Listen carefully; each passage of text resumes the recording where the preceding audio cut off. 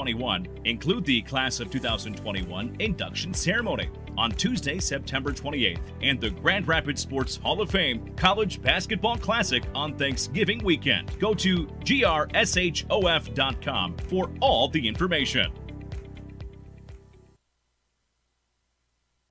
Heart of Gold. You'll find it at Metro Health, University of Michigan Health, where leading heart and vascular specialists are at the forefront of cardiovascular care. You know what else is golden? Our newly expanded office, located at 1310 East Beltline, just off of Lake Drive. You can't beat the location. Look for the Block M, or better yet, schedule an appointment. Online at metrohealth.net/heart-vascular. Weights have been lifted. Sprints have been run. Preparation for today's game is history. It's time to get it done.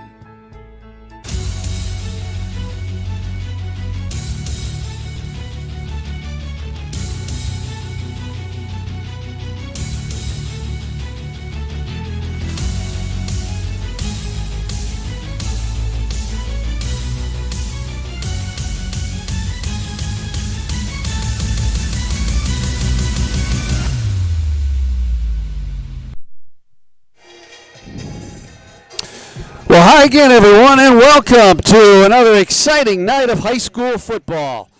Tonight live from East Kentwood High School and Falcon Stadium, it's the South Christian Sailors and the Thornapple Kellogg Trojans. My name is Bob Sack. I'll have all the play-by-play for you tonight, joined alongside, as always, and good to have back in the booth, our color analyst, Arlen Gaddy. Tim Chenoweth is alongside us with all of the stats tonight. And we've got a great crew from the Sailor Zone, which we'll tell you about a little bit earlier. So, Arlen, welcome back. Good to have you back in the booth after the game last week against East Grand Rapids. A tough loss for South Christian, 30-21. That, of course, after the 27-7 win over Grand Rapids Christian in the opener. Last week, a hard-fought game, a game where I think it was one of those games South Christian will say to themselves, we had a shot at winning this and really could have pulled out the victory. But they didn't, so now they have to rebound. You know, a lot of times in games like that, you can put your finger on a couple of different nuances when the momentum begins to swing. And then you'll have a chance to kind of come back, get back into the game. But the Sailors weren't able to kind of shift that momentum and get the game back into their side of the field. And indeed, that was the case. They're up. South Christian's up 7-0 late in the second quarter. And in the final minute and 8 seconds of that second quarter, EGR strikes twice on a couple of unusual plays, going to the locker room with a 13-7 lead at the break, and really never looked back as they started to assert themselves with a strong ground game in that second half. On the other side of the field tonight is the Middleville Thornapple Kellogg Trojans, a team that is 0-1 as opposed to having two games. Last week they were supposed to play a very good Byron Center team. Middleville TK had to forfeit the game due to COVID protocols. What's it like coming into week 3 and only having one game? And first of all, what's it like for South Christian to have to deal with that? And then secondly, how about for TK? Well, for the Sailors, you don't have a whole lot to look at to see what they've been doing so far over the course of their season. You only have the one game. If you're, Thornapple Kellogg, we can look at having to forfeit a game and all that does to a team emotionally. But let's take it one step further. What happens? You miss practice. You miss all that time for a team to come together and get timing, to get play development together, to become comfortable with the offense and the defensive schemes that are going on. All that time is lost, so what do? If you're Thornapple Kellogg in a game like this, you got to go back to what you were doing for that first game and try to prepare for a Sailor team that's going to be pretty hungry tonight. Absolutely, and South Christian meets a team in TK that is 0-1. Trojans' only game was a 30-6 loss against Hamilton in the season opener. We'll talk more about that as we move through the Cherry Valley Concrete pregame show. Again, great to have you with us on Michigan Sports Radio tonight. Also on the Sailor Zone, week 2 of the Sailor Zone. We'll tell you more about that as the game moves on as well. But great to have you with us tonight. When we return, We'll be joined by Zach Blackwire, the offensive coordinator for South Christian. He'll tell us a little bit more about this Sailor offense after last week and give you a sneak peek of tonight's game as well. You're watching and listening to South Christian football on MichiganSportsRadio.com and Sailor Zone.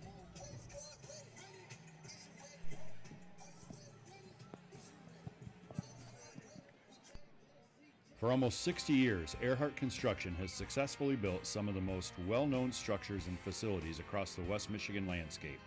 These projects set the foundation for where we are today. Providing a distinctive construction experience for our clients has been Earhart's priority since the beginning, and it continues to be their primary focus today. We can't wait to make your next commercial or residential project a reality. Contact us today by visiting earhartcc.com. Again, that's earhartcc.com. Looking for a great place to buy a used truck or car? Check out Extreme Truck and Auto Center, located at 1098 O'Malley Drive in Coopersville. They have a huge selection of trucks, cars, vans, and SUVs. Stop by their lot or give them a call at 616-384-3777. You can check out their inventory at xtacenter.com.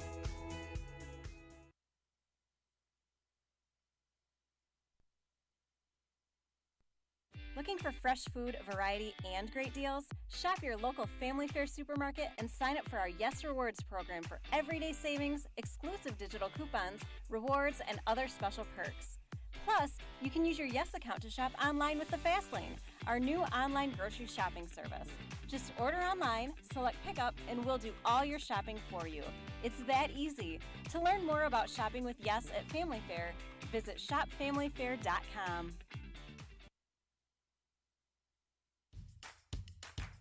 At Ferris State University, we're here to get you there with programs crafted to get you ready to meet the demands of the job market today and tomorrow.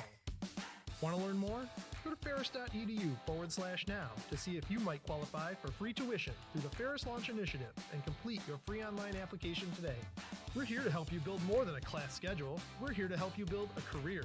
Go to ferris.edu/now because your future is forward. Ferris Forward.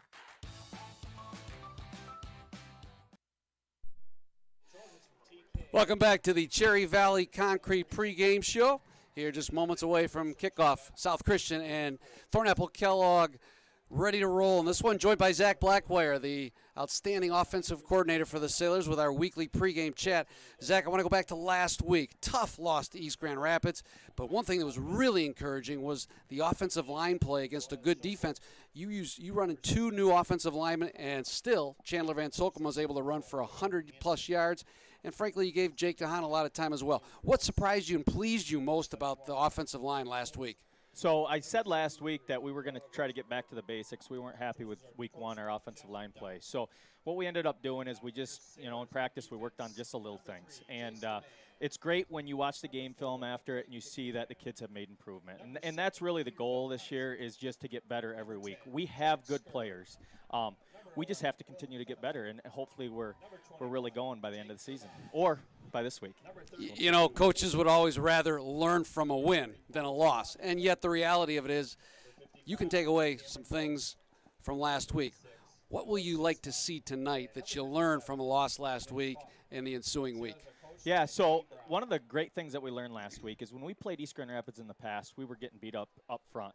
And so last week, seeing our kids be able to compete up front showed that our weightlifting program is starting to work. And that's something that we really want to see. That's why we scheduled tough competition early on.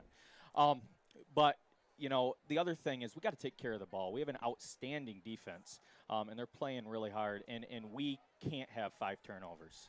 We just can't do it. So we sat down with Jake this week. Jake had to realize he had a really good game last week. He just had a few plays where, it didn't go his way. And so we first pointed out his, positives, and then after that we said, Jake, we just need to, in these situations, we have to know that we have to take care of the football. So I think that's the number one thing. Yeah, great insight. Thanks, Zach. Good luck tonight.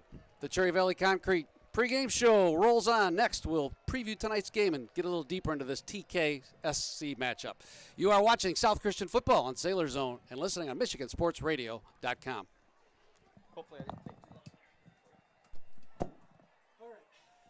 Good stuff. Thanks.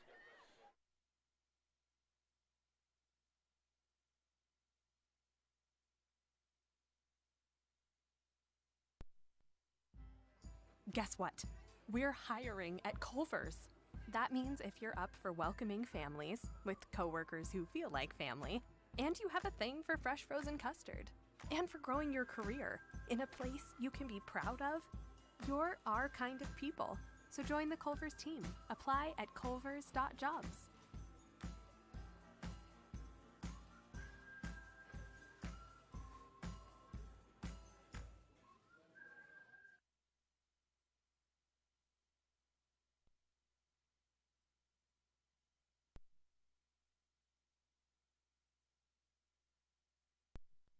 At Culver's, we cook our butter burgers pretty much the same as you would at home. Only our 3-cut blend of fresh beef will do. Then you'll need to master our signature press and sear technique. You may want to practice a few thousand times. Add real Wisconsin cheese, top with a lightly buttered toasted bun, and serve yourself with a big warm smile. Better yet, come to Culver's and leave the whole cook-to-order butter burger thing to us. Welcome to Delicious. Earning a college degree means you don't have to go it alone. We have 3 students at Cornerstone, and they all enjoy their interactions with the campus community, but most specifically with their professors. At Cornerstone University, we are dedicated to your success. They have found growth, they have found connection, and they have found community. Start today by applying at cornerstone.edu. That's cornerstone.edu. Getting you ready for kickoff here at East Kentwood High School. South Christian and TK just around the corner. Great to have back in the lineup tonight, Arlen Gaddy, for the first time in, I'm going to say 15 years, the band. How about that? The South Christian Marching Band. And we'll see and hear more from them at halftime. In just a moment, as we wrap up the Cherry Valley pregame show, we'll get a hold of Arlen Gaddy's keys to the game tonight. But first, let's go down to the field and enjoy the South Christian Marching Band as they present to us our national anthem. We're excited to have our student athletes learning life lessons through educational athletics. Please do your part to create a positive environment for everyone to enjoy today's contest. Before we begin our game, I want to draw attention to our officials for tonight's game. Steve Hendrickson, Bryce Muller, Jim Stone, Dan Hendrickson, and Ted Patrick. We are grateful to have a great crew with us, and please help me welcome them to South Christian.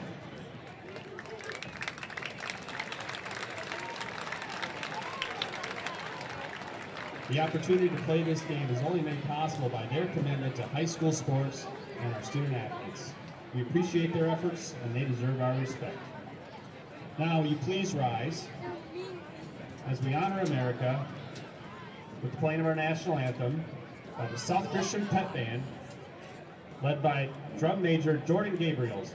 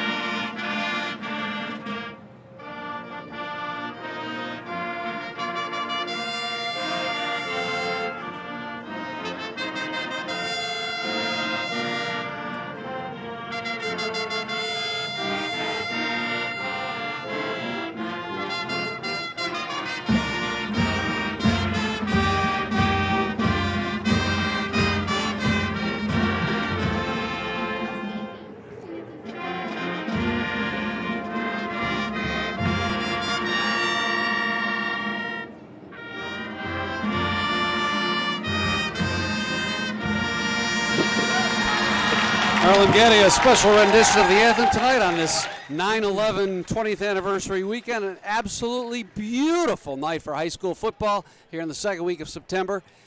We got an interesting matchup tonight. TK and SC, your thoughts on tonight's game and our keys to the game tonight, brought to you by Sobe. Well, let's check out the keys to the game tonight for Thornapple Kellogg.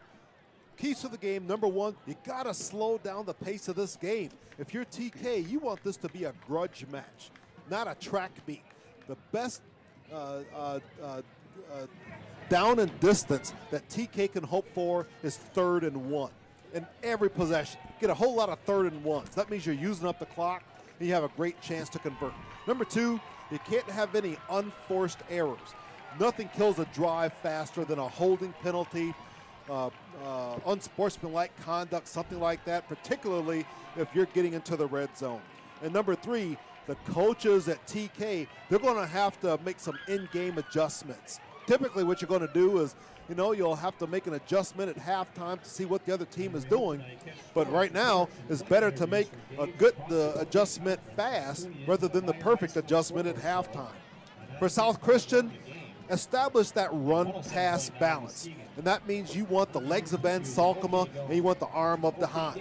You get these guys into the game, get them into the mix early, and mix it up with a good 50-50 split. We talk about open and close. We want the offense to open up this game. Open the playbook, score quickly, score often, so that the defense can just close it and shut it down. And then finally, if you get that done, you can get some quality time in for some of your second and third string players. In this atmosphere, you're in a next man up environment, so you always want to make sure that they have active, passionate game time experience. Those are the keys to the game. TK, they're going to have to play near perfect. South Christian, don't look past this game into the future. And indeed, next week's a big one, Catholic Central, but much to work with here tonight as we get set for the kickoff. Nate Brinks' run-up sends a high end-over-end kick, grabbed at the 10-yard line by Tyler Gavette. He's out over the 20 to the 24, upended there nicely by Jace DeMann, and it'll be 1st and 10 at the 27 for TK. Trojans come into this one again 0-1, actually 0-2, but we'll call it 0-1. They had to forfeit last week in a game with Byron Center due to COVID protocols. In the opener, they lost to Hamilton 30-6. It was a game really that turnovers plagued the Trojans. 3 turnovers, a couple of interceptions, and a fumble, and that put them in trouble despite picking up pretty good yardage throughout the evening. Their quarterback is Carson Burbridge. He wears number 3 on your screen. He'll work out of the shotgun for Coach Jeff Dock, and the Trojans on 1st and 10 from the 25. Burbridge keeps it over left tackle, wrapped up there at the 26. Falls forward for maybe a yard. It was Seth Ritzma starting tonight at that inside line, actually the safety spot, getting the start in place of Clayton DeCam. 2nd and 8 for the Trojans. They split 2 out to the left. Give it to Gavette around the right end. No, Burbridge kept it, and he is wrapped up at the line of scrimmage, still on his feet. Falls forward to maybe the 30. We'll give him 2. It sets up 3rd down and 5. So South Christian comes out, and for Thornapple Kellogg, they're looking at what's really the experience and the strength of this South Christian team, and that's the defense, particularly with some of these big guys up front. Noah Seisma, Cam Van Salkema, Tyler Wetzel. The strength of that offense, the offense is the defensive line of scrimmage. On 3rd and 5, Burbridge straight back to throw, guns it over the middle. He's got a man open at the 43 for a 1st down. That's Jackson Sias. Complete there on a quick little slant route. That's a gain of 16 and a Trojan 1st down as they convert on 3rd and 5. So what happens, you take it on the ground, bang, bang, bang, and then you go up top and pick up the 1st down. TK on the move outside their own 45-yard line. Burbridge was 14 of 24 for 120 in the opener against Hamilton.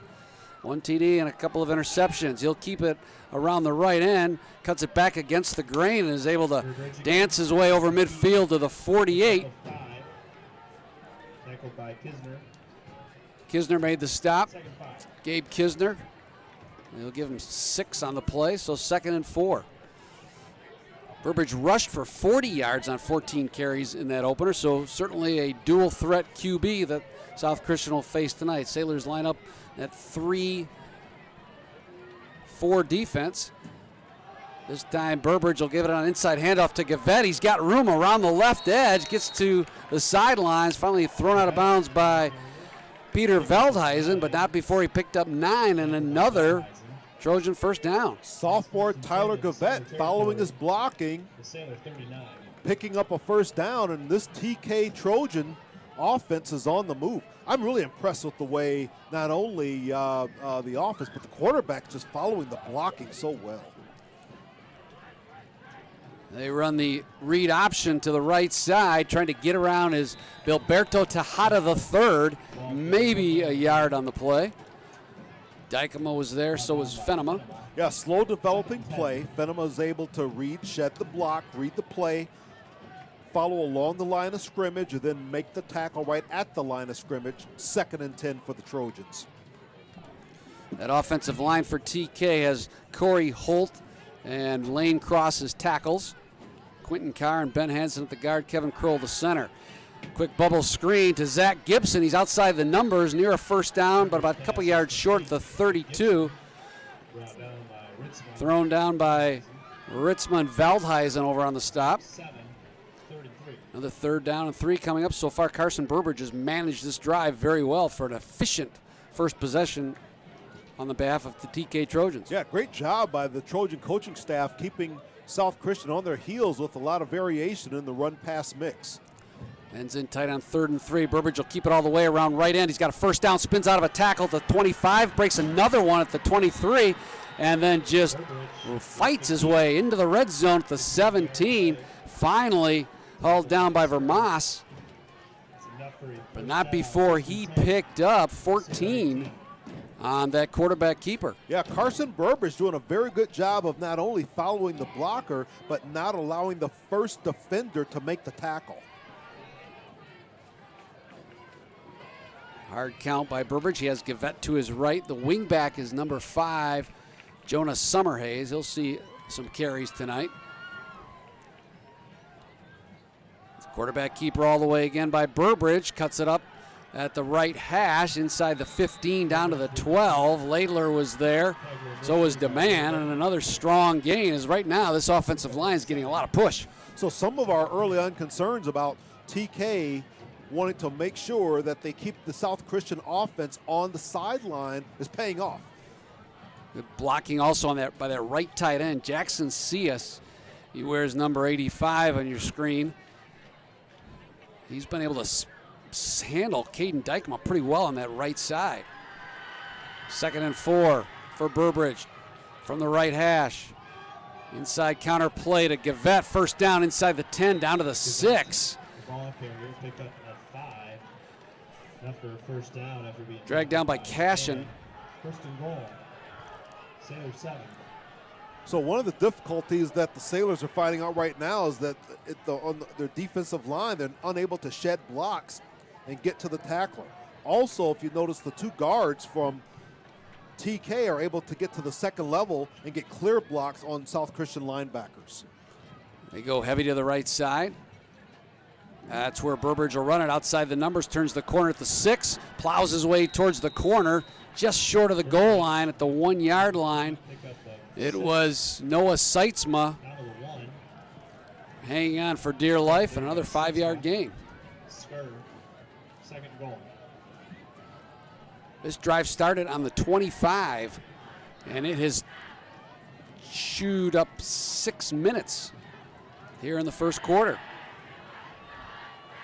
Burbridge keeping all the way around right tackle, dives into the goal line and is in across the plane for a touchdown. Carson Burbridge with a 1-yard quarterback keeper, and surprisingly the Trojans strike first with a rather stunning 75-yard drive to open this one. 6:09 to go. It's 6-0. Well, TK quarterback Carson Burbridge looked unstoppable on that drive, and he got it done not only running on the inside, but on that quarterback keeper to the outside.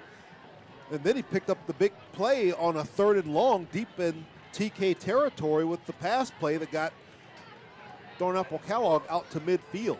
Split formation for Burbridge. They quick snap it to Gibson. He'll try to get around left end, dragged down by Fenema at the 4. Gibson. Cute little trick play there, didn't work.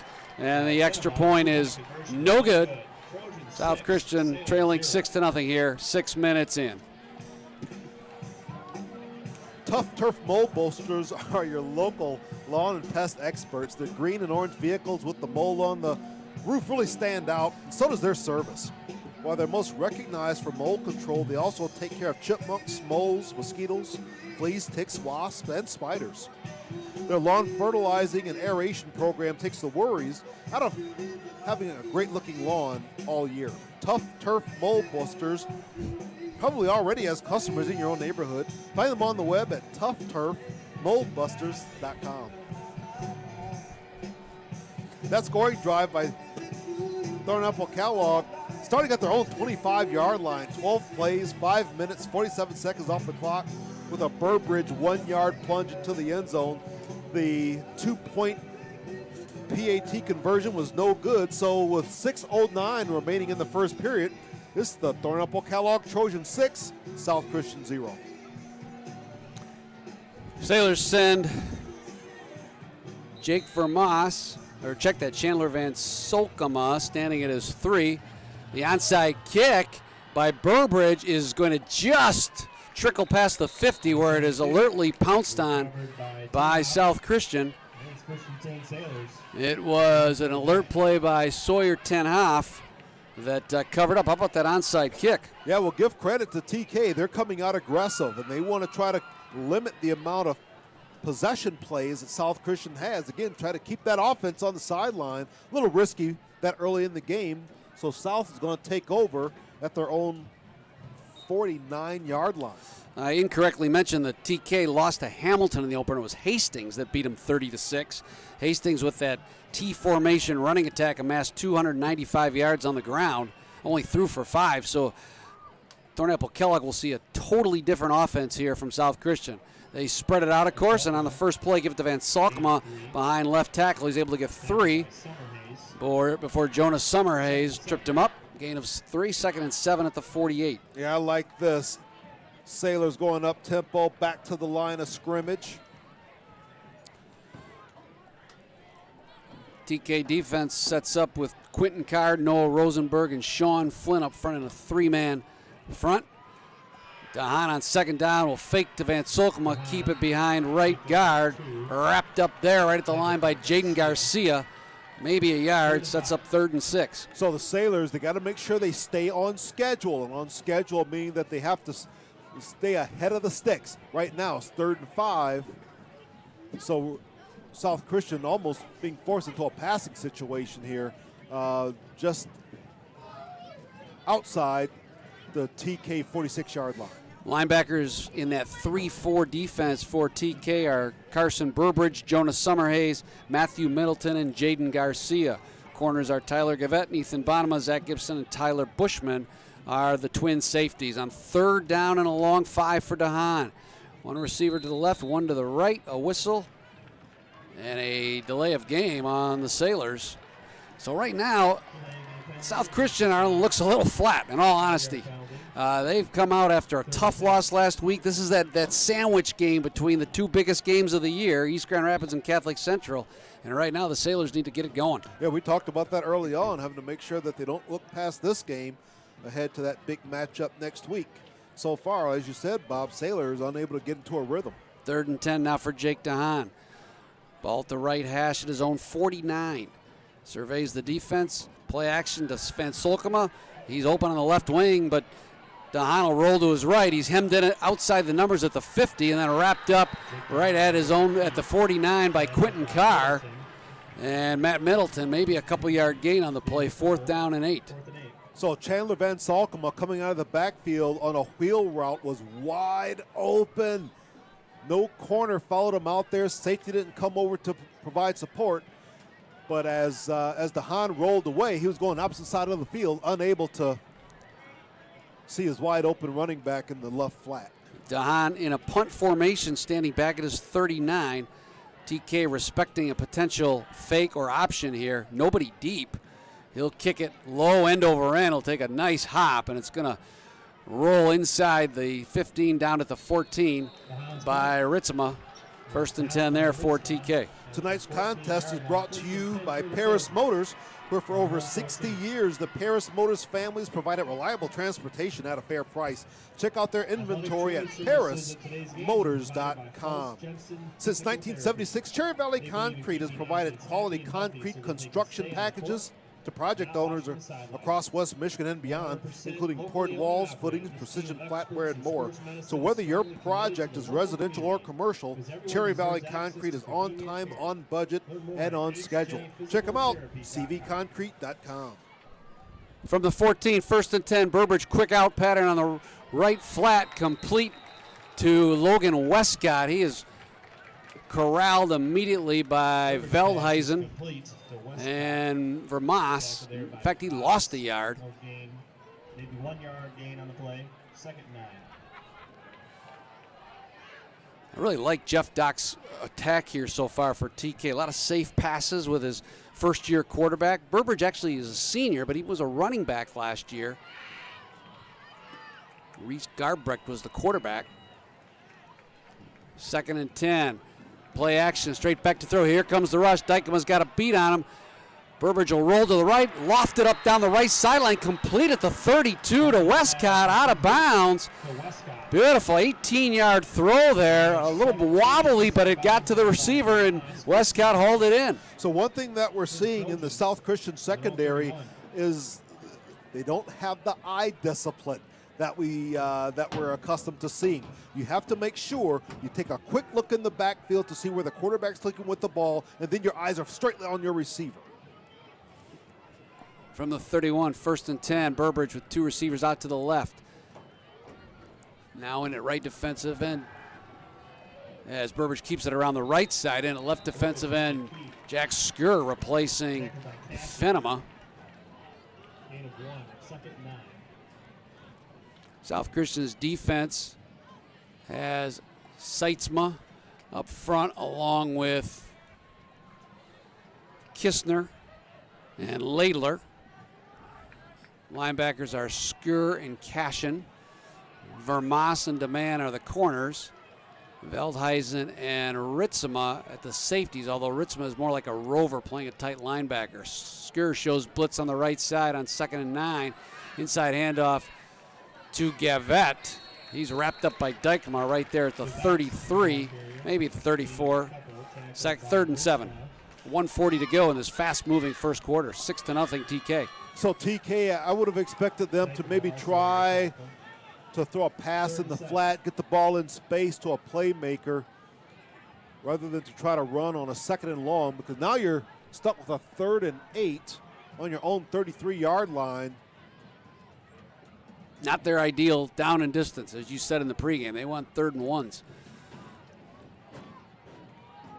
Give us to Gavette. He'll try to get to the edge on the left side. Turns the corner outside the numbers. He's got a first down. Steps out of bounds at the 43. Pretty good speed there. I thought the Vermas had him hemmed in, Arlen, but Gavette really turned down the burners and was able to get to the edge. Yeah, I thought he had a bad angle probably by the South Christian defense, but just like that, Gavette is able to hit the corner and pick up a first down. And now we're seeing TK back on the move with a fresh set of downs, 1st and 10 from their own 43. Good to see South Christian's Cam Van Solkema back in the lineup. He missed last week against East Grand Rapids with concussion protocol, but he's back there. We hope to see Cam Post return to the lineup next week. Skur shows blitz. Here he comes. The handoff again goes around the left edge. That's a first down, and for a bowling run by Jaden Garcia. He just lowered the shoulder and, again, knocked over some would-be tacklers at the line of scrimmage. So you're seeing TK at the line of scrimmage really dominate and get a push off of the line. It's going to be 3 yards before the South Christian defenders really make any contact with the running back. 40 seconds to go here in this first period. 6-0 TK. Burbridge will give it again to Garcia. He is met right at the line of scrimmage by Seitzma. Check that. It was, Sam Zylstra. Sam Zylstra hit him and lost a yard, and that is likely the way the first quarter will end.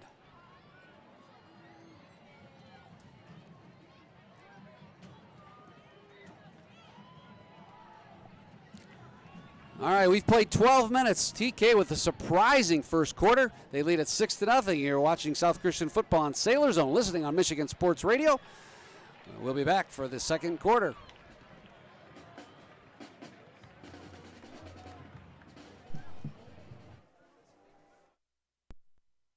The Falling Warehouse in Cascade has just added the Monday morning quarterback. Have you ever wanted to get an interactive look at what it's like to be a quarterback? A virtual reality football simulator used by pro and college football teams as a training tool.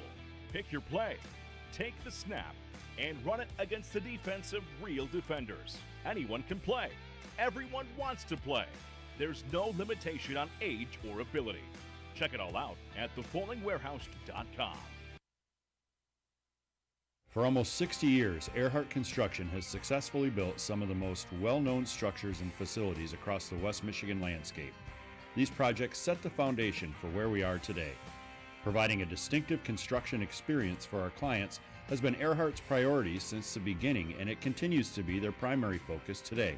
We can't wait to make your next commercial or residential project a reality. Contact us today by visiting earhartcc.com.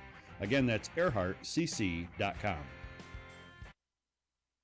If you're 18 years or older, AHC Hospitality is hiring for open positions at its downtown hotels. Starting pay is $14 an hour, paid weekly, with medical, dental, and health benefits, hotel discounts, and more. Positions include front desk, housekeeping, restaurant, and management roles at our 6 premier downtown hotels. Visit ahchospitality.com/careers to jumpstart your career at one of 6 world-class hotels in downtown Grand Rapids. Bob Sack and Arlen Gaddy back with you as we start the second quarter on 2nd down and 11. Carson Burbridge back to throw, kept it as he was flushed out of the pocket, picked up about 3. So call it 3rd and a long 6, and they've been effective on 3rd downs thus far. Just starting here in the second quarter. Burbridge gets the Sailors to jump. That'll be 5 yards. I thought Dykema came into the neutral zone. One of the TK players also jumped, but I think Dykema was there first, Arlen. Tyson Burbridge making what's only his second start as a varsity quarterback.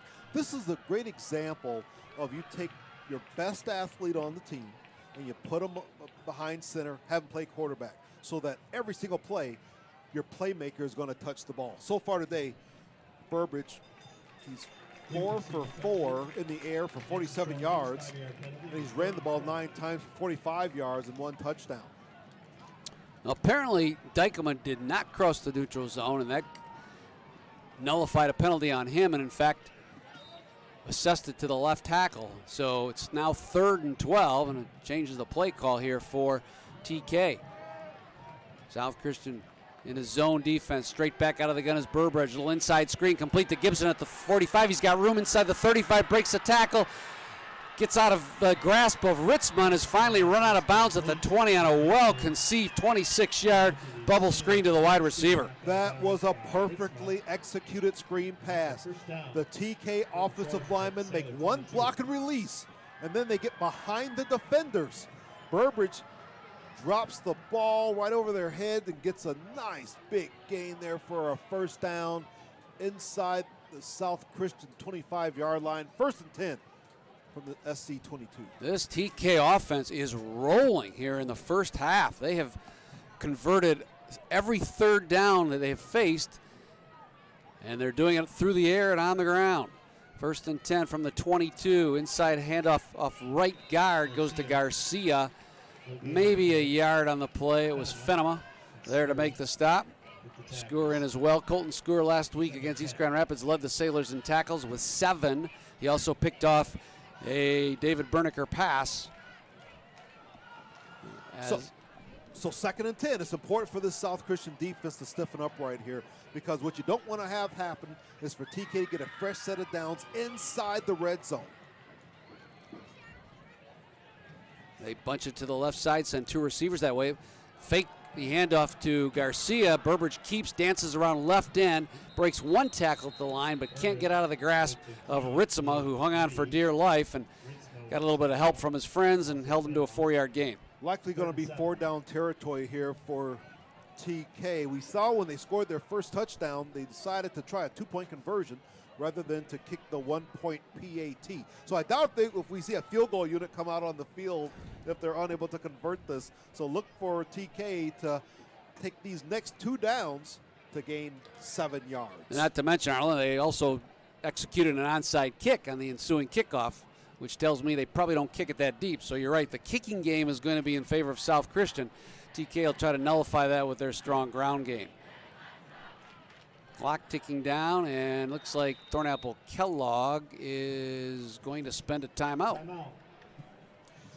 Van Dyken Mechanical is a leader in the industrial and commercial mechanical contracting, from design build projects to ongoing maintenance services. Their team brings an unbeatable combination of expertise and integrity to every job. They have a sterling reputation in the West Michigan area with specific experience in pharmaceutical manufacturing, healthcare, and educational facilities.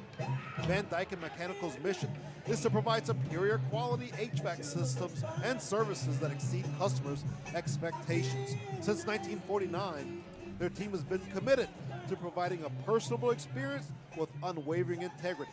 Van Dyken Mechanical. Check them out online.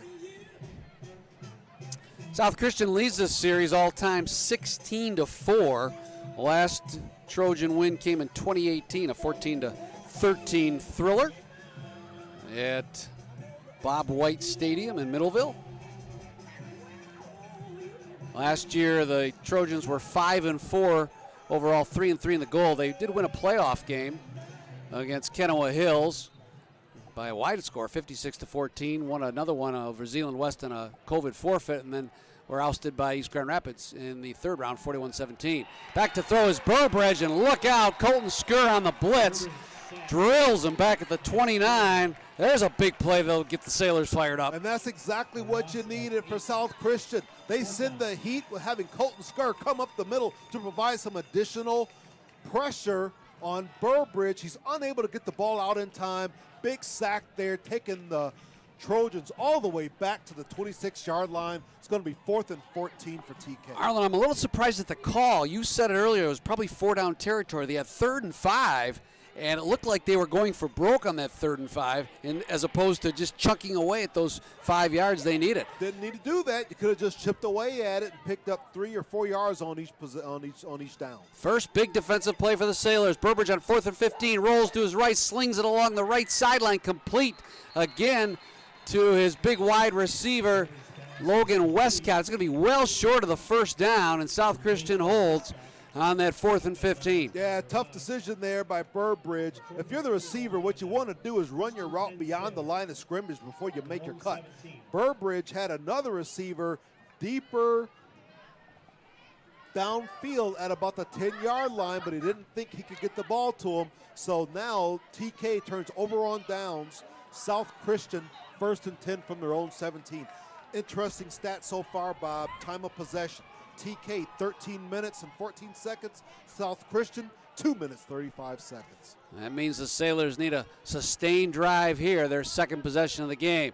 Van Solkema's got it over left tackle. Flag on the play. That could be holding on Cam Van Solkema.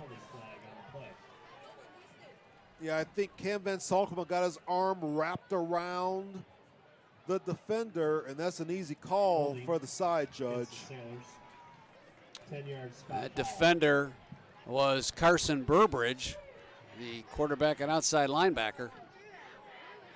You're absolutely right. Best athlete on the team. You take him and put him at QB, run him at linebacker, and he's going to be one tired young man when this game's over, but that's how you win football games at this level. From the 7, 1st and 20. Great to see the pregame tailgate put on by the South Christian Sports Boosters before the game. We'll tell you more about that a little bit earlier, or a little bit later. Dahan straight back to throw out of the gun. Looks left, nobody open. Now flushed out to the right. Throws it right sideline, incomplete. He had a man, Fenema, caught it, but out of bounds at the 16. So now it's 2nd and long from the 20, or rather from the 6. 9, excuse me. So again, the Sailors unable to get a rhythm in this game yet. Their first possession was 3 and out. Their second possession right here, starting inside of their own 20-yard line. Holding penalty takes them all the way back inside their 10. Sean Flynn, number 34, the big nose guard, doing a nice job on that inside interior line for TK. DeHaan will keep it on the read option. Probes his way across the line of scrimmage on the right side to about the 13, maybe the 14. He picked up 6.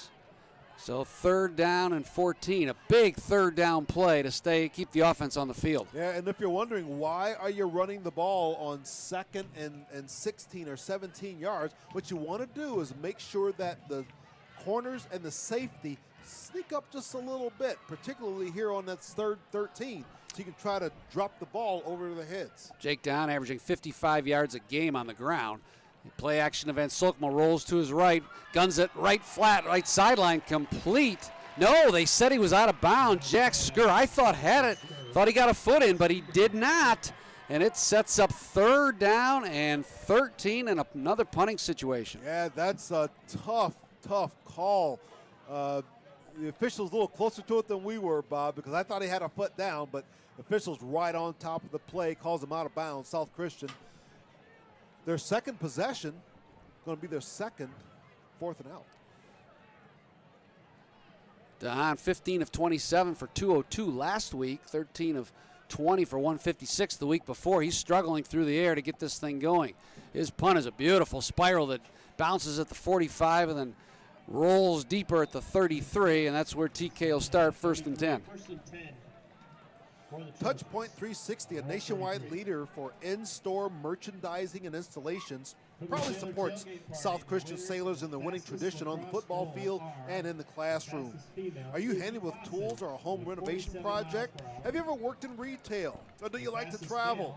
Touchpoint 360 is now hiring talented individuals in the state of Michigan to join their team and help transform customer stores. To learn more, go to our website, touchpoint360.com. And go Sailors. 7:08 to go in the second quarter. TK surprising South Christian early on, leading 6-0. They've had the ball twice. This will be their 3rd possession.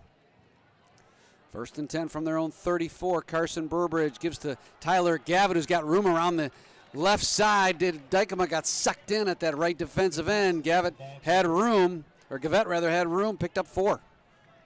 So South Christian haven't been able to get into the end zone, but their defense did a great job of stopping TK on their last possession, turning it over on downs. So now the defense is going to have to really step up and maintain TK's offensive possessions until the offense gets into a rhythm.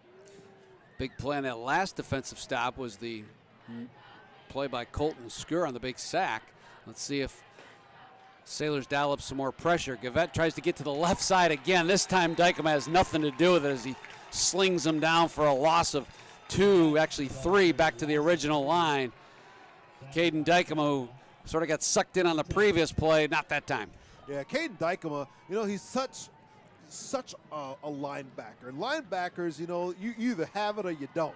His brother was outside linebacker, but he was more of a hunter. He would line up as more of a defensive end and just pursue. Caden's straight linebacker material. 6'5", 190. Only going to get bigger and stronger as he starts his junior year. Play action pass. They swing a screen out here in the right flat, complete to Summerhays. He'll try to get to the edge. Can't do it, though. Run out of bounds by Ritzema. And Vermas gained 3 on the play, so that sets up 4th and 7. Wow. Pretty good pursuit by South Christian. Yeah, Seth Ritzema with the closing speed on the perimeter. I thought he was going to have an opportunity to pick up a 1st down on that, but Ritzema just closes the speed and shuts the door. TK now with a 4th and 7 from their own 37. A couple of nice plays early on here by Seth Ritzema. He's replacing Clayton DeCam in that lineup today. DeCam not dressed. Yeah, Ritzema bringing a little more speed into that position. Dykema, who made that fine play, led at South Christian in tackles last week with 9 against the East. Timeout, Trojans. Before the punt, Jeff Dock will take a timeout. For over 85 years, Sobey Company has been a premier commercial construction contractor here in West Michigan, specializing in everything from walls and ceilings to floors and insulation. They've been part of almost every large commercial construction project in West Michigan, including the newly constructed South Christian High School, Byron Center Christian renovations, and 2 expansion projects at Dutton Christian. Their skilled and talented craftsmen can make any interior dream you have become a reality on your project. Check them out at Sobey Company. Go Sailors. 4:51 to go here in the first half. A rapidly moving first half, 6-0. Noah Seitzman tries to get that South Christian sideline revved up a bit here. Terrific crowd on hand.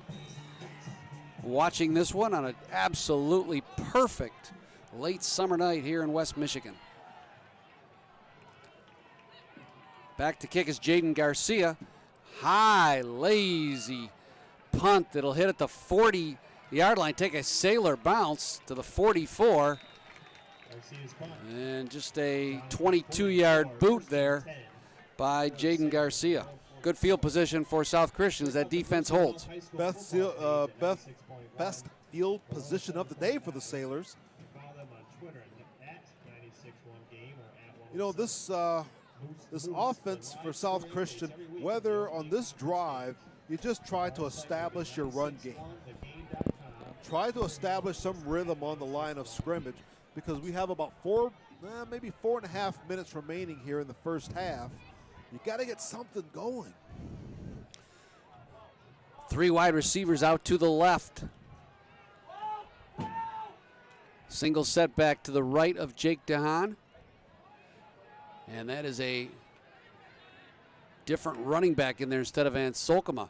It's Nathan Brinks who gets the handoff, bounces it outside to the right, outside the numbers, form tackled at the 49 of TK on a good hit by Zach Gibson.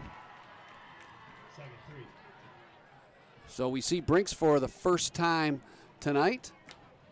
Nice pickup on first down by Brinks. Gets the ball out over the midfield stripe into TK territory. It's going to be 2nd and 3 from the TK 49. Van Solkema's been well contained. He had 120 yards the last week, and tonight he has been hemmed in nicely.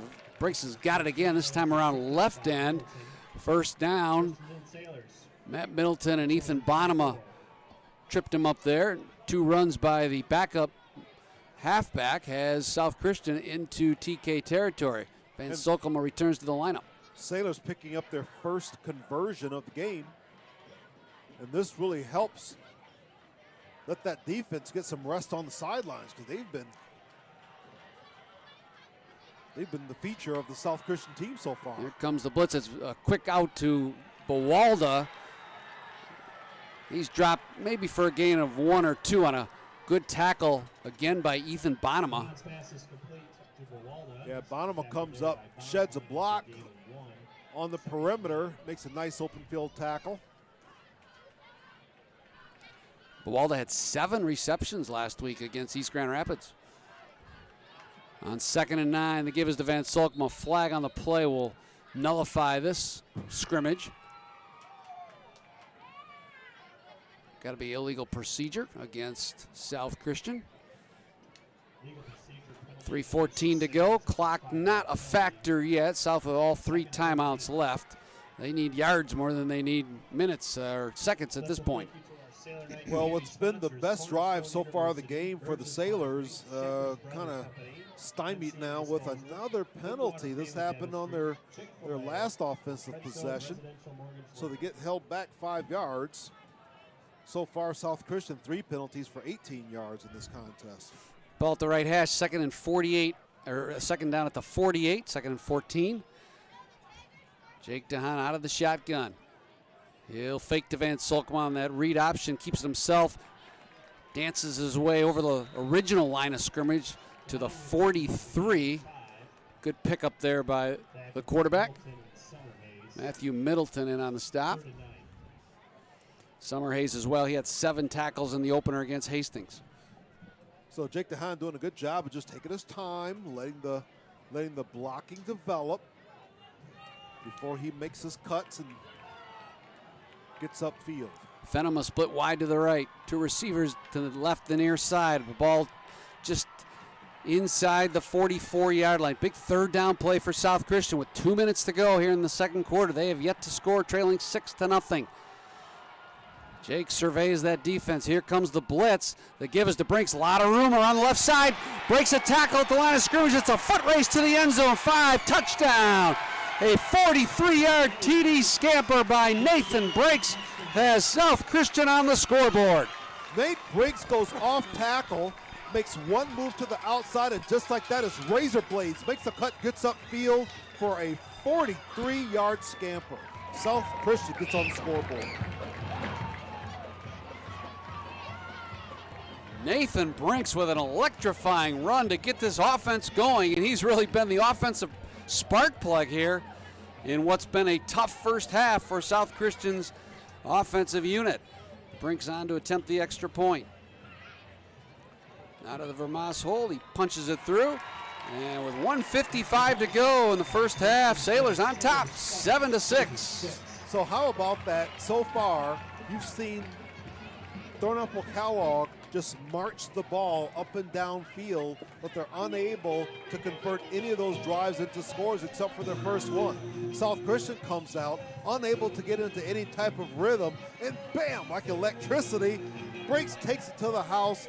South Christian gets on the scoreboard, makes a PAT. That scoring drive by South, 4 plays, over 56 yards. A 2-minute and 47-second drive capped off once again by Nate Brinks' 43-yard scamper. The PAT is good, and just like that, South Christian takes the lead. 7-6 with 1:55 remaining in the first half. Make sure to check out MichiganSportsRadio.com for all your high school football coverage this year. Schedules, standings, recaps, scores. A complete summary of the best really in the area covering the OK Conference. That's MichiganSportsRadio.com. After the game tonight, tune in to 96.1. Rick Berkey has all the scores and reports from around the area on your drive home or after the game. In the OK Gold tonight, Cedar Springs is at Ottawa Hills, Catholic Central's at Forest Hills Eastern, and Wayland hosts Kenowa Hills. Booming kick by Brinks. Slides through the end zone. It'll be 1st and 10 at the 20 for Carson Burbridge. Pretty critical here, Arlen, that the Trojans pick up a first down and do not let South Christian's offense on the field again. Sailors will get the second half kickoff.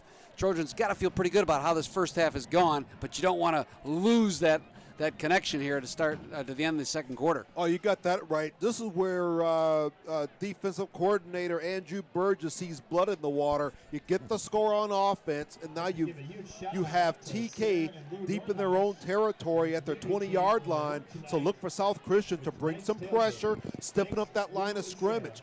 So far, TK with 155 total yards.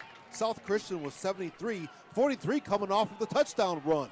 That just goes to show a whole lot of yards doesn't mean much if you can't punch it in the end zone. Gibson in motion. He'll take the handoff, and he tried to get to the left edge and was just drilled there on a fine tackle by Emmett Bird behind the line. Sailors will take a timeout. They want the ball back here.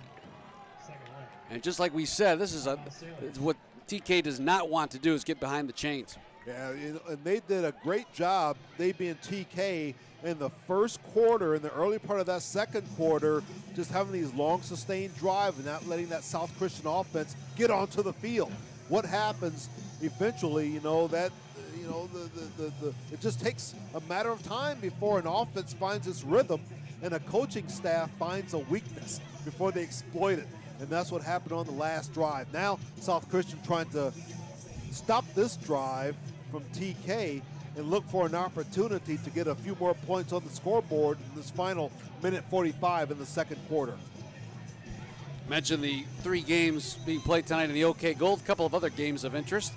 Caledonia hosting Granville in a battle in the OK Red. And how about this one? Union entertaining Mona Shores tonight. The Union Redhawks 2-0. New life in that Red Hawk program. 2nd and 11 now for Burbridge out of the shotgun. Got a wing back to the left, sends Gibson in motion to the left. Will fake it to him. Now tries to probe his way over the right side. Fenema had nothing to do with it. Neither did Seitzma. They drop him for a gain of maybe a yard. Sailors take another quick timeout. And now if you're TK, Arlen, do you go to the air and risk an incompletion, which then results in SC not needing to take a timeout, or do you try to keep it on the ground and force South Christian to spend another timeout? So, yeah, TK is going to have to keep this ball on the ground and try to grind it out. If they're unable to convert for a first down, they're going to punt it away and then trust their defense to stiffen and keep South Christian out of the end zone. We've seen TK play great defense throughout the entire game except for that last drive when South Christian's quick strike offense got onto the scoreboard. But I don't think TK is going to pass here. You know, you run the risk of essentially that incompletion is going to give South Christian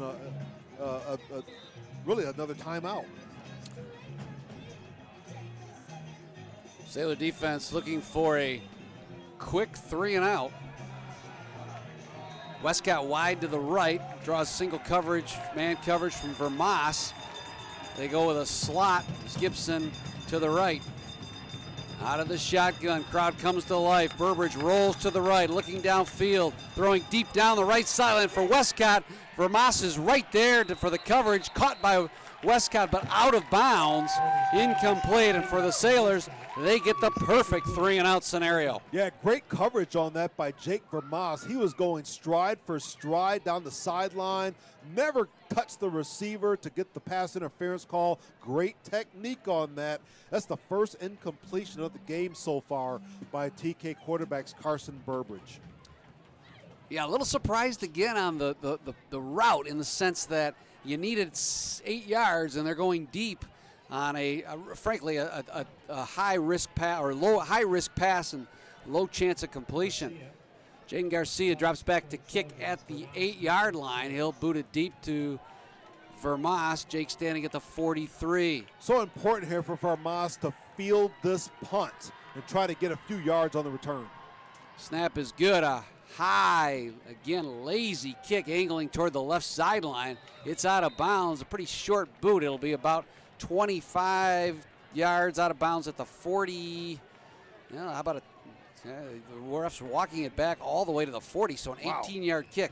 Garcia boots it high. He just doesn't get a lot of distance on those punts. So with 1:27 to go, short field for Jake DeHaan. Again, tonight's game is sponsored by Cornerstone University, where students are passionate to lead. So how about this? South Christian now starting with a short field at the TK 40 with 1:27 left on the clock. And right now, the Sailors are feeling pretty good. Empty backfield for DeHaan. He's got Fenema as an H-back to the left. 2 receivers to both sides. Ball at the right hash. Straight back to throw out of the gun is Jake. Looks downfield. Nobody open. He's tripped up on a beautiful defensive sack by Noah Rosenberg at the 46. That was huge. Pretty good coverage, though, Arlen, downfield. Yeah, give credit to Rosenberg on that play because he was being double-teamed on the line of scrimmage and fought through both blockers and got into the backfield and did not let DeHaan kind of get out of the pocket. Hey, don't go away at halftime. We got a lot going on for you at the break. We'll be joined by the president of the South Christian Sports Boosters, Chad Vredevoort. He'll tell us about the outstanding tailgate tonight brought to you by Cornerstone University. We'll also head to Lansing, where John Ross provides his update on high school sports in Michigan. Then David Kuhl stops by at the end of halftime to tell us about the Sailor Zone, what you're watching tonight, the brand new South Christian Sports Video Network.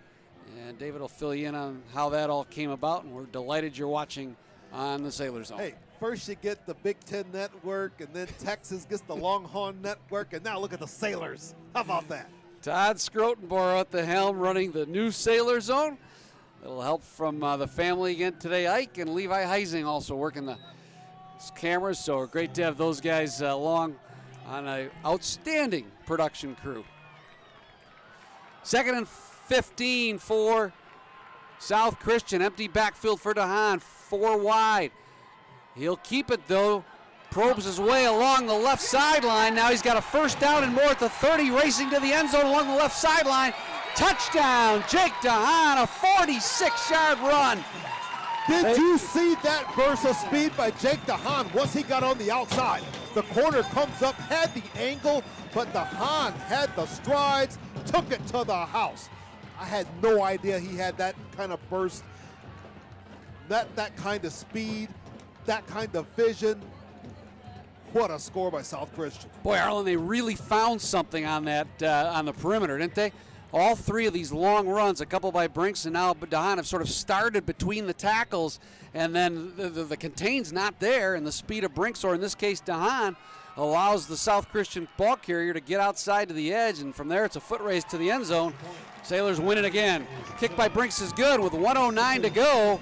South Christian has struck twice here late in the first half to take a 14-6 lead. That touchdown drive by South Christian, it was a quick one.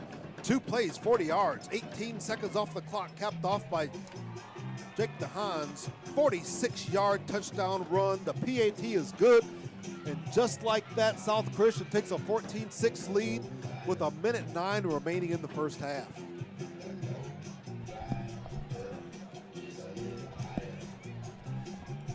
Well, what makes this ensuing drive here so critical for TK is that South's offense will receive the second half kickoff. That means that if TK can't muster anything up, meanwhile South Christian's offense seems to have found its stride, this game can get away from the Trojans real quick. Yeah, so how about the offensive coaches for South Christian? You know, oftentimes these first 2 drives, the plays are all scripted. You find out what defenses are doing with what look. We've seen South come out in maybe 5 different formations. We've seen a bunch, we've seen spread, we've seen trips, we've seen them try a lot of different combinations, but it looks like they found something that opened up that safe and got some scores on the board. Nate Brinks' run up results in a line drive kick that squirts through the end zone. Well, he's got a leg, doesn't he? There's been very few kickoffs returned this year by Sailor opponents as Brinks constantly drives that ball past the goal line and through the end zone. Yeah, one less risk that you have to defend. If there's no return on a kickoff, you know, then there's not going to be a chance for a big score or any good field position. TK will try to get something going. They send Jackson Cias wide to the right. Westcott wide left. This is where Jace DeMann usually takes over when teams are forced to throw the football. He's man-to-man with Cias. Straight back to throws. Burbridge quick out along the left. Numbers complete to Westcott. Pushed out of bounds by Vermas, but not before he picked up 10 and a first down. Yeah, nice route there by Westcott. He takes off, runs off the defender, and then makes a short in cut about 5 yards on a hook pattern. 1:04 to go. They have one timeout, they being TK. Probably not a quick strike team, Arlen, so South will play a little bend but don't break defense here against the Trojans. Give us to Tyler Gavette. Slants off left tackle. Look out, he's down the left sideline. It's a foot race before DeMann and Veldhuizen finally catch up with him at the 30-yard line of South Christian. That's a 40-yard scamper. A flag is on the field, though. Penalty marker back at the 40. And it is holding against TK. That'll nullify a big run for the Trojans. Oh, and that just hurts. We talked about TK not being able to make these unforced errors if you're going to keep stride with South Christian. And that's an example of one right there. So not only do you negate the big run of 40 yards, but then you lose 10 yards on the penalty. 50-yard swing. Fraction was marked off from the 41, so actually a penalty of 10 yards results in first down and 9 at the 31. Back to throws Burbridge, slings it right flat, complete, but dropped immediately as the receiver Tejada the third. Good coverage there by Ritzma, who's been really good here in the first half, replacing Clayton DeCam. Yeah, Ritzma doing it on both sides of the ball, just doing a great job there in the defensive backfield. Clock ticking down to 30 seconds now. Jeff Dock seemingly in no hurry. Yeah, I don't think, Arnold, this is going to be a quick strike team. I think this is I think South Christian secondary is too good and too fast to allow the long ball. And the speed of the backs, and Burbridge really isn't there. This is a team that's got methodically pounded down the field. Likely their last play here. Burbridge will fake and keep it around left end. Hemmed in nicely right there at the line of scrimmage and dropped there, and that's the way the first half will end. 14-6, South Christian on top. They flurry late for a couple of touchdowns, and after spotting the Trojans 6, they have come from behind to lead at 14-6. Much ahead on the Sobe halftime show. Stay with us. 14-6, you're watching on the Sailor Zone and listening on MichiganSportsRadio.com. Ruth's Chris Steakhouse Grand Rapids is the very best choice for an unforgettable evening with family, friends, and colleagues. Create memorable experiences and celebrate with the sizzle of a steak served on a 500-degree plate. The casual elegance and atmosphere makes Ruth's Chris Steakhouse Grand Rapids the perfect location for every occasion. Visit us online at rootschris.com. This is how it's done. Say hello to a better home buying experience. Having a trusted Treadstone advisor in your corner makes all the difference. With 11 different loan types, Treadstone tailors your mortgage experience to meet your needs and exceed your expectations. Rooted in West Michigan, Treadstone is passionate about investing in local neighborhoods and businesses. As the most highly rated mortgage company in Michigan, Treadstone has proudly cultivated a reputation of excellence throughout the industry and the community. Call Treadstone today for any of your mortgage needs. Choosing the right orthodontist can mean the difference between an average patient experience and one that is truly exceptional. Hines Orthodontics serves the West Michigan area with locations in Rockford and Kentwood. As a patient of Dr. Hines, you can be confident that you have chosen an orthodontist with the skill, expertise, and commitment to make your smile his top priority. Dr. Hines and his team are dedicated to providing the most efficient and effective treatment using the finest technologies available in orthodontics. Check them out online at hinesorthodontics.com or on Facebook and Instagram. Heart of Gold. You'll find it at Metro Health, University of Michigan Health, where leading heart and vascular specialists are at the forefront of cardiovascular care. You know what else is golden? Our newly expanded office, located at 1310 East Beltline, just off of Lake Drive. You can't beat the location. Look for the Block M, or better yet, schedule an appointment. Online at metrohealth.net/heart-vascular. Welcome back to East Kentwood High School. We're at halftime. South Christian on top 14-6 over a gamely Middleville TK Trojan team. Trojans struck first on their initial drive of the game, moving 75 yards to take a 6-0 lead. South's offense really sputtered early in the game, but here late in the second quarter, got it going with a couple of long runs, one by Nate Brinks, the other by Jake Don. Both resulted in touchdowns, and South Christian leads here at the break 14-6. Absolutely beautiful night for high school football tonight across West Michigan, and it couldn't be a better night for what I think is one of the coolest events of the year that the Sailors do, the Sports Boosters Tailgate Party. Chad Vradevoort joined us, the president of the Sports Boosters. Good to have you back here in the booth. Been with us for the basketball broadcasts a lot. And I have. Now you get a little video activity, but great job tonight. I had a chance to mingle a little bit with folks before the game, and tell us a little bit about the annual tailgate party, how this thing came about 2 years ago, and what you have rolling now with it. Yeah, it was something to replace our Sailor Night, kind of an introductory for the fall sports. And we just got thinking that was getting a little old and dull, and we had to find a way to update and get something fresh going. And somebody suggested a tailgate, and we kind of looked at each other and went, how in the world do you run a tailgate for an amount of people that you have no idea is going to come? But we tried it the first year, and it was great. I mean, we had weather just like this, and it was just beautiful. Second time, it poured, rained. I know you probably remember. Oh, yeah. Those nights, half the games in Grand Rapids were canceled because of the thunder showers that came through, and it was terrible. But, hey, we got blessed with a great night tonight, and we had I would hate to guess how many people were there, but I mean, we had to have 1,000 or better people show up. And it was just a great night of just camaraderie and community. And that's the whole purpose of the night. Todd Scrotenboer and I were talking a little bit before, just a really enjoyable night. Just really brings out the community aspect of what South Christian's all about. For you, I think a great example of a community. Your kids are long gone from South Christian, yet you're the guy in charge of the Sports Boosters now, succeeding the legendary Bill Heatheis. And Bill's still around. And Bill's still around. You will be too in 25 years as well. But tell us a little bit about Sports Boosters. What's big for this year? Obviously, you're back into it after a strange year last year. What's planned for this fall? We go right into tomorrow with a Sporting Clay Shoot fundraiser tomorrow morning at the Caledonia Sportsman's Club. Number of guys, I assume men, but last year there were some women that showed up, so it was great. But number of people coming out to shoot with that.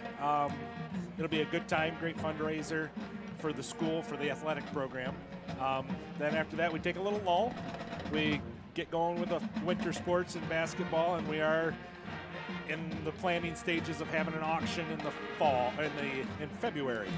Not sure if it's going to be live or if it's online yet. That's still up in the air, but that's in the planning phases. And then, of course, we always have the golf outing in June, which this past June it was, again, great weather. We were really blessed in that way, and it was just a fun, and I'll say community event again. Yeah. That's what it is. It was a community event that just happened to raise a bunch of money for South Sports Boosters, and it was great. All right. Chad Vredevoort, great job tonight. Fun night here before this game on a gorgeous Friday evening. Keep up the super work. Just do so many things. They're so critical, and thanks for all you do for South Christian sports. It's nice to be able to do things again. Absolutely. All right.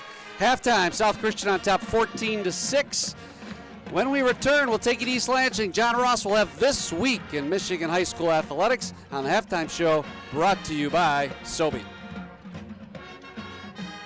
We take you to halftime with the South Christian Band.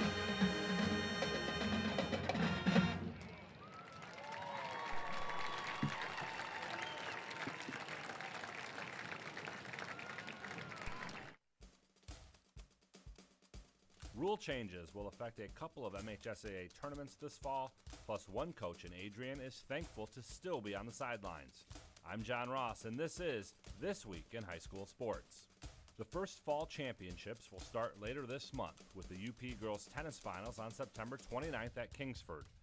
A new rule will change things for the tennis tournament starting at the this year. If a seeded player withdraws on the day of an MHSAA regional or final, all seeded players below the withdrawing player will move up and be placed on the proper line for that new seed, and that includes the provisional seed in that flight. Non-seeded players will not be moved up. In cross country, a rule change will allow for more individual finals qualifiers. In past years, the top 15 individuals at a regional qualified for the finals, but many of those runners were already qualified based on their team advancing to the finals. Now, a minimum of 7 individuals from teams not advancing to the finals will qualify, even if they finish outside of the top 15. And in Lower Peninsula girls golf, teams are now required to use the iWanamaker scoring platform for the regular season. They've been using iWanamaker for tournament competition, as it allows for golfers, coaches, and fans to follow scoring in real time. Game balls this week go to North Muskegon's Brandon Winter. Winter tallied 2 goals and an assist, helping lead the Norsemen to a 5-2 victory over Forest Hills Northern. North Muskegon is now 4-4 on the season. Traverse City West's Ainsley Hewitt. Hewitt took medalist honor at the Titan Invitational at Interlaken by shooting 79. Her score helped TC West to a second-place team finish, as they were just 1 stroke back of Montague, the defending Division IV Lower Peninsula girls golf champions. And to Ishpeming Westwood's Zach Carlson. In a 28-0 victory over Iron Mountain, Carlson had 204 yards rushing and 3 TDs, including a 73-yard score. Carlson now has 9 touchdowns already this season. Everyone in sports is in search of the elusive perfect game, making every shot, completing every pass, striking everyone out, getting each call right. That's right, game officials enjoy the competition and seek perfection just like the players do. If you still have that competitive streak and want to help kids by giving back, maybe becoming a high school official is for you. To register, log on to MHSAA.com. A message from the Michigan High School Athletic Association, promoting the value and values of educational athletics.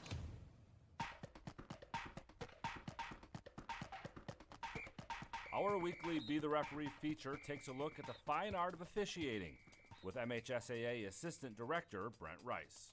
A quarterback is under heavy pressure and immediately throws the ball away. Intentional grounding, right? Maybe, and maybe not. What goes into an official deciding if grounding has occurred? First, there is no such thing as a tackle box in high school football as it pertains to grounding. A quarterback scrambling outside of the tackle box who throws the ball away could still be penalized for grounding, even if it reaches the line of scrimmage. Any pass can be penalized for grounding if there is no receiver in the immediate area. Behind the line, inside the tackle box, none of that matters. It only matters if there's a potential receiver nearby. If there is, no grounding. If there's not, there will be a flag on the field. Thanks, Brent. You can be a referee. Just go to the MHSAA website now to register. Adrian Lenawee Christian assistant football coach John Willett thought he had coached his last game after a 2019 Division VIII regional football loss. Diagnosed with idiopathic pulmonary fibrosis in 2017, he was given 3 to 5 years to live unless he received a double lung transplant. After the game, he was so short of breath, he barely made it to his wife's car. I got in the car and sat down and I looked at her and I said, I just coached my last game. And she looked at me and she said, with those lungs. That Christmas, things got worse. So bad that after entering the University of Michigan Hospital, he was told that without a transplant, he had just 24 hours. They told me I wouldn't be coming back home unless I could get a transplant. John Willett got that double lung transplant, and with medication, he's improved to the point of returning to coaching, both as a varsity assistant and the head JV coach. And he says he's getting better every day. For more on Coach Willett, check out the secondhalf.mhsaa.com. You've been listening to This Week in High School Sports, a production of the MHSAA Network. Thanks for joining us. I'm John Ross. We'll see you next week. The Falling Warehouse in Cascade has just added the Monday morning quarterback. Have you ever wanted to get an interactive look at what it's like to be a quarterback? A virtual reality football simulator used by pro and college football teams as a training tool. Pick your play, take the snap, and run it against the defense of real defenders. Anyone can play. Everyone wants to play. There's no limitation on age or ability. Check it all out at thefallingwarehouse.com.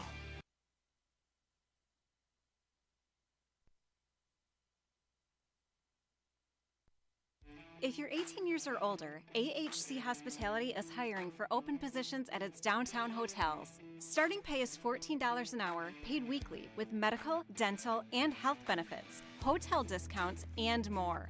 Positions include front desk, housekeeping, restaurant, and management roles at our 6 premier downtown hotels. Visit ahchospitality.com/careers to jumpstart your career at one of 6 world-class hotels in downtown Grand Rapids. At Culver's, we cook our butter burgers pretty much the same as you would at home. Only our 3-cut blend of fresh beef will do.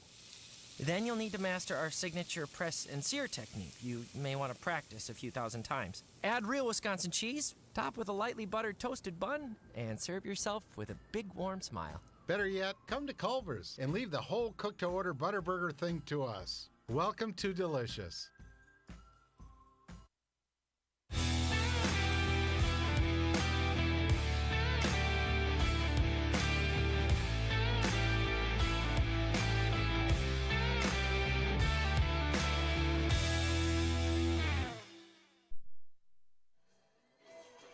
Back at East Kentwood High School, it's halftime here on the Sobey Halftime Show.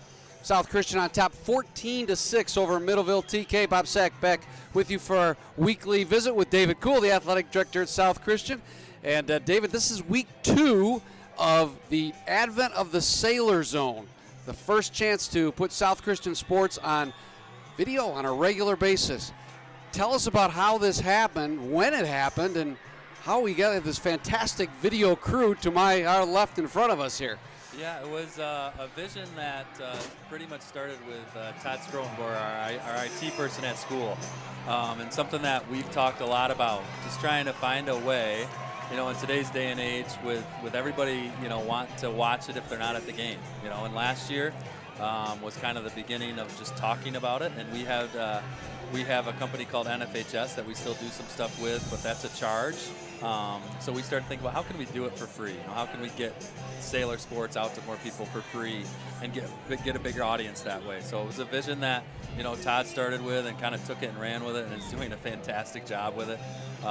It's been his baby, and it's great to see it come to fruition and all the time and hours that he spent into it. And now we have students involved with this. I mean, it's going to be pretty special. And like I said, only 2 weeks in.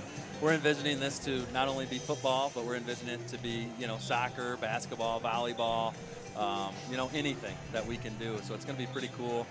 It's a pretty sweet logo. I know we've been really happy about that. So there's a lot of good things about it, and we're just really excited about it. How will the community and how will fans know when games are on the Sailor Zone? Obviously, varsity football on Friday nights is a given, all home games, which, by the way, we'll have all home games on Sailor Zone, and then also the road game with Ottawa Hills. Great. And then every other team, I believe, really the school has their own video. Most of them do. But how about the other sports? How will people know when a game is on Sailor Zone? Yeah, so the best way to probably do that is to always stay tuned to our website, southchristiansports.com. We try to keep that as much up to date as we can and post when games are going to be on the YouTube link or other links, right, even if we're traveling.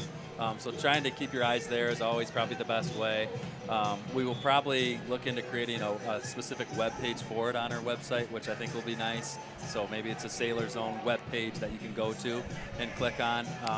And I know something that we're working on, Todd's been working on, is getting all the games on demand so people can watch them after the fact. I know we're working on that, trying to see what that looks like.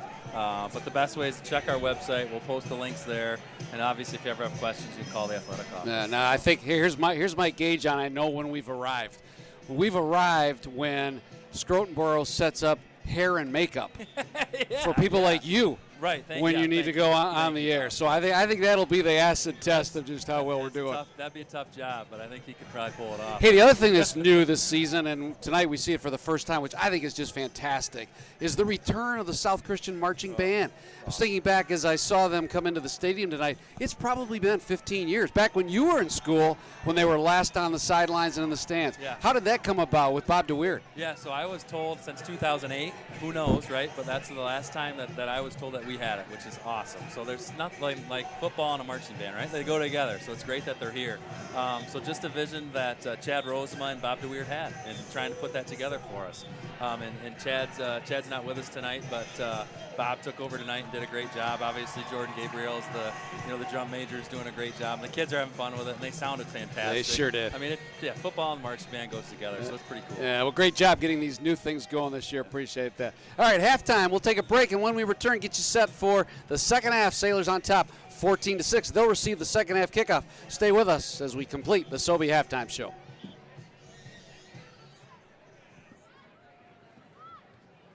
Check out Mercy Health High School football page at 96.1. Looking for a great place to buy a used truck or car? Check out Extreme Truck and Auto Center, located at 1098 O'Malley Drive in Coopersville. They have a huge selection of trucks, cars, vans, and SUVs. Stop by their lot or give them a call at 616-384-3777. You can check out their inventory at xtacenter.com. Earning a college degree means you don't have to go it alone. We have 3 students at Cornerstone, and they all enjoy their interactions with the campus community, but most specifically with their professors. At Cornerstone University, we are dedicated to your success. They have found growth, they have found connection, and they have found community. Start today by applying at cornerstone.edu. That's cornerstone.edu. Say hello to a better home buying experience. Having a trusted Treadstone advisor in your corner makes all the difference. With 11 different loan types, Treadstone tailors your mortgage experience to meet your needs and exceed your expectations. Rooted in West Michigan, Treadstone is passionate about investing in local neighborhoods and businesses. As the most highly rated mortgage company in Michigan, Treadstone has proudly cultivated a reputation of excellence throughout the industry and the community. Call Treadstone today for any of your mortgage needs. Bob Sack and Arlen Gaddy back with you here at Falcon Stadium as we get you set for the third quarter. 14-6 Sailors on top. Arlen, first half stats. Yeah, so you take a look at these stats. You talk a balanced attack from TK, 72 yards rushing, 94 yards passing, a total of 166 yards. Compare that to South, 112 yards rushing, but only 1 yard through the air. The Sailors have found that TK is susceptible to the run. Their run defense allowed 294 yards in their first contest, and that loss against Hastings, check that, and the loss against Hastings. And now South Christian is able to kind of really make their way on the ground with 112 rushing yards on their way to this 14-6 halftime lead. And really two big runs, one by DeHaan, one by Brinks, are what drove that high yardage number. Kickoff is returned by Brinks as Burbridge's boot was fielded at the 17. He picks his way out to the 32. Zach Gibson there to bring him down. That's where the offense will start. Arlen, if you're Jeff Dock on the TK side, you yielded a couple of scores at the end. You're reeling a little bit. How big is this third quarter possession, and what do you do to stop South? Oh, yeah, it's huge because South come out at halftime with the momentum swing, and now they have the ball ready to go. You know, you want to try to make South one-dimensional, but you got to play to your own strength. You got to stop this run, force South Christian to throw the football. From the 32, DeHaan surveys the defense, gives it off to Van Solkema behind right guard. Nice blocking up front by that Sailor front. Sam Zalstra, the center, leading the way, along with Kendon Fenema and Noah Seitzma. He picked up 6. During the first quarter, we talked about the importance of staying ahead of schedule. When you get a big gain on first down, it just allows you to do so many other things. South Christian, 2nd and 4. Cam Van Solkema, the right tackle, also with a good block on that play. This time they'll fake to Van Solkema. Chandler Van Solkema keeping the ball around the right end as Jake DeHaan. He has a first down up over the 45 to the 47.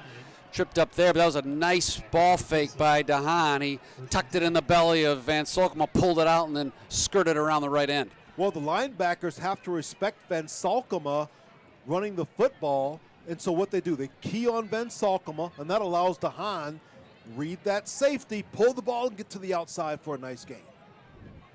3 down linemen for TK, 2 defensive ends, couple inside linebackers in that 3-4. DeHaan looks to throw, swings it left flat, complete to DeMann in the game now on offense. He's met there immediately, well covered by Tyler Bushman.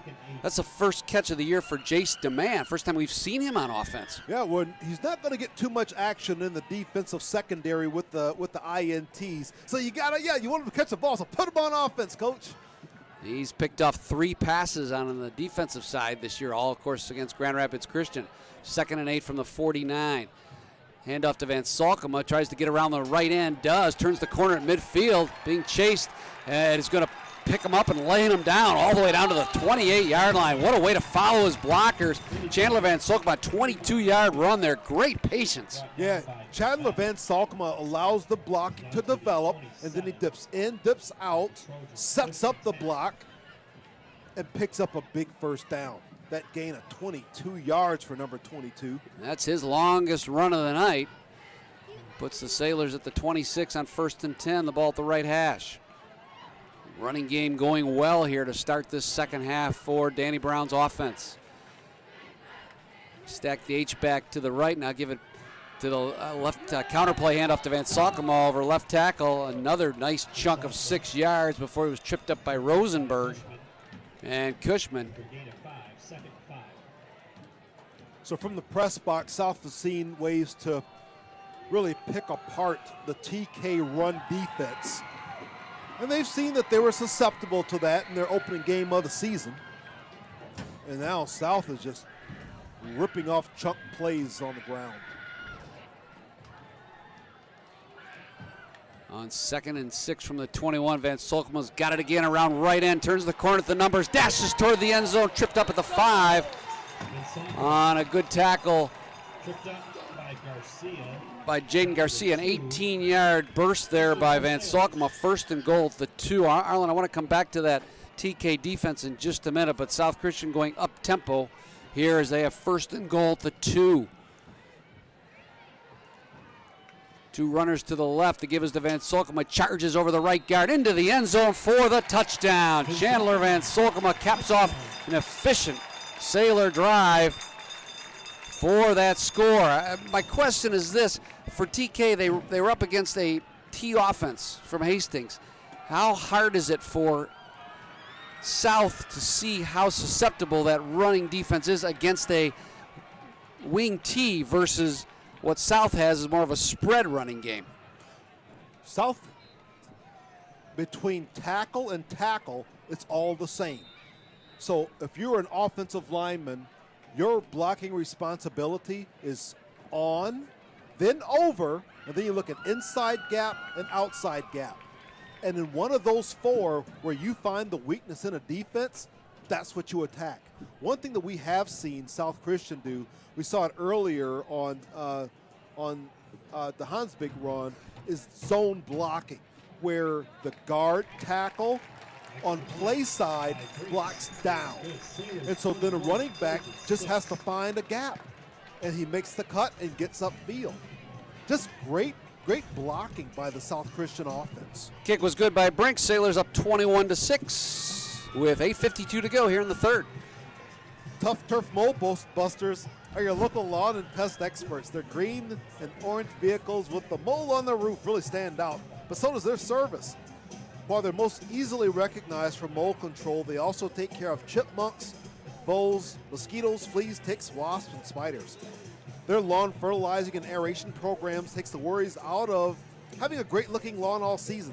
Tough Turf Mold Busters probably already has customers in your own neighborhood. Find them online at toughturfmoldbusters.com. So the only thing I can figure about you and your problems getting through the Tough Turf Mold Busters spot is that you now live in a downtown condo. So you don't have to worry about the moles anymore and the chipmunks. Oh, you're right. But I tell you what, when I was neighbors with you, I used to have issues with these rabbits. I had this beautiful lawn, and they would like set up shop in my front lawn. Just drive me crazy. So we'll check with Jim Zalstra at Tough Turf and see if he takes care of those rabbits as well. Hey, that scoring drive by South Christian, 7 plays, 68 yards, 3 minutes off of the clock. Van Solkema capping it off with a 2-yard plunge. The PAT is good. South Christian extending their lead 21-6. What a turn of events here in this football game. A really sputtering start for the South Christian offense and almost a flat approach to this game, it seemed, by the defense as well. But that big play by Colton Skur on 3rd and 5 on a blitz to stifle a drive from the Trojans seemed to turn the game around, got that offense a little jacked up and untracked, and since then it has been all Sailors. So we kept talking about rhythm. South Christian offense not finding a rhythm. But then all of a sudden, everything comes together. And you start to wonder how much of that was them not having a rhythm versus these really planned out plays for the first few drives of the game. I would also say, too, with TK only having 1 game against a wing T offense, you might be right. It took a few possessions for that Sailor offensive coaching staff to see where the gaps were and where susceptible was the TK defense. Yeah, TK now back at their own 22-yard line. They're going to have to move the ball here, get these chains moving down the field. Least can they afford to turn the ball over to South Christian after the Sailors have just ripped off 2 consecutive scores on possessions. Trojans send 2 receivers to the right for Carson Burbridge. He'll give it to Tyler Gavette. Turned in nicely on a good contain there by Ritzema. 36. And then he had a lot of help from the inside of that South Christian defense. Jake Cashin there to meet him. Yeah, Ritzema doing a great job if you're an outside linebacker, your responsibility, or a corner for that matter, when you have contained, is you come up, you cross the line of scrimmage, and you force the play back inside. That's where your defensive line and inside linebackers can come back and provide support. 3rd and 6 passing situation here for the Trojans. Cashin shows blitz. Here he comes. Burbridge running for his life to the right side. Lofts it up over the middle. It is intercepted by Veldhuisen at the 48 along the sidelines. Great pick by Peter Veldhuisen. The safety floated over nicely to cover the sprinting receiver down the right boundary and just leapt up and highballed that pass for an interception at the 48. Yeah, that was just a jump ball, and Veldhuisen wanted it more than the receiver did. Veldhuisen, the 6'2", 6'3", 200-pound safety. Big frame, Arlen, for a free safety, and he used it to his advantage there. Yeah, that's the perfect size for a safety. You know, what's a safety of that size? A linebacker with speed that can come up and make the hit. But right there, Veldhuisen showed he can go up high and pull down the pick as well. South Christian 1st and 10 at the TK 49. Sailors threatening to blow this one open here midway through the 3rd quarter after really struggling in the first 18 minutes of the game. On 1st and 10, DeHaan will keep it all the way around left end. Squirts his way for maybe a couple to the 46. Run out of bounds by Tyler Gavette. Second down. So seeing Jake DeHaan run the football, he had 62 yards in the opener against Grand Rapids Christian. Last week, 47 yards against East Grand Rapids. Still a couple of touchdowns on the ground for the signal caller. 64 yards tonight on 7 carries. Play action to Van Solkema. DeHaan arcs it high down the left hash for a streaking Fenema. Incomplete. The intended receiver was Ashton Fenema. And Jake, pretty good coverage by the Trojans on that one, and in a sense, DeHaan just threw it away. Stride for stride on that last play with Fenema was Tyler Bushman. Brings up 3rd down and 7 from the 46 for South Christian. 7:21 to go in the 3rd. Sailors on top 21-6. They've scored 3 unanswered TDs after spotting the Trojans a 6-0 lead. Out of the shotgun, play action again. DeHaan rolls right, looking for the man over the middle. Fenema too far for him down at the 25-yard line. Again, good coverage by Bushman. A diving Fenema could not haul it in on an in route. Be 4th and 7. So flag on the play at about the 44-yard line. Illegal receiver downfield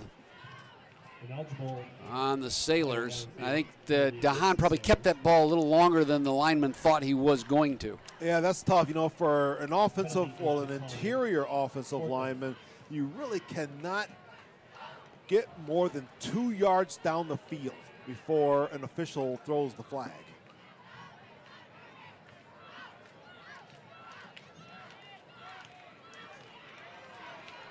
Sailors look like they're going to go for it here.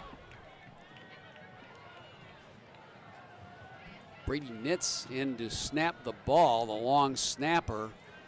So and that look at the distance between the corners. I mean, there's 8 yards off of the ball. Yeah, I think South Christian has TK thinking that the Sailors are going to fake this punt.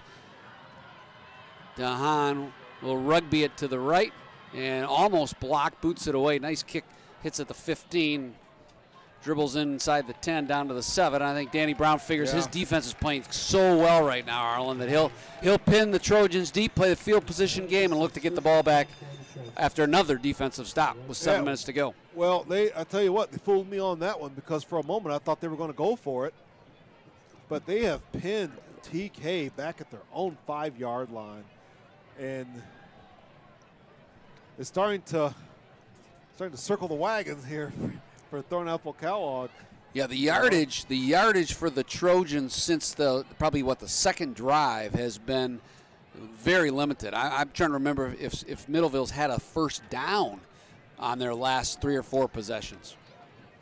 They picked up a first down on the drive before the end of the half on that quick out route, but that was against a soft coverage South Christian defense. 1st and 10 from their own 7. Burbridge keeping all the way behind left guard. Dykema just knifed around his blocker, dropped him for no gain. So we talked about some of the adjustments that the TK coaching staff is going to have to continually make throughout this game.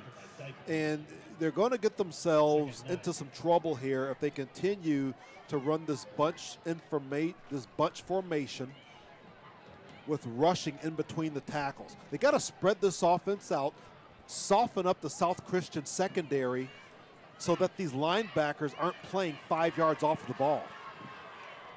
On 2nd and 9, Burbridge play action, guns it right flat, complete to Gibson at the 12.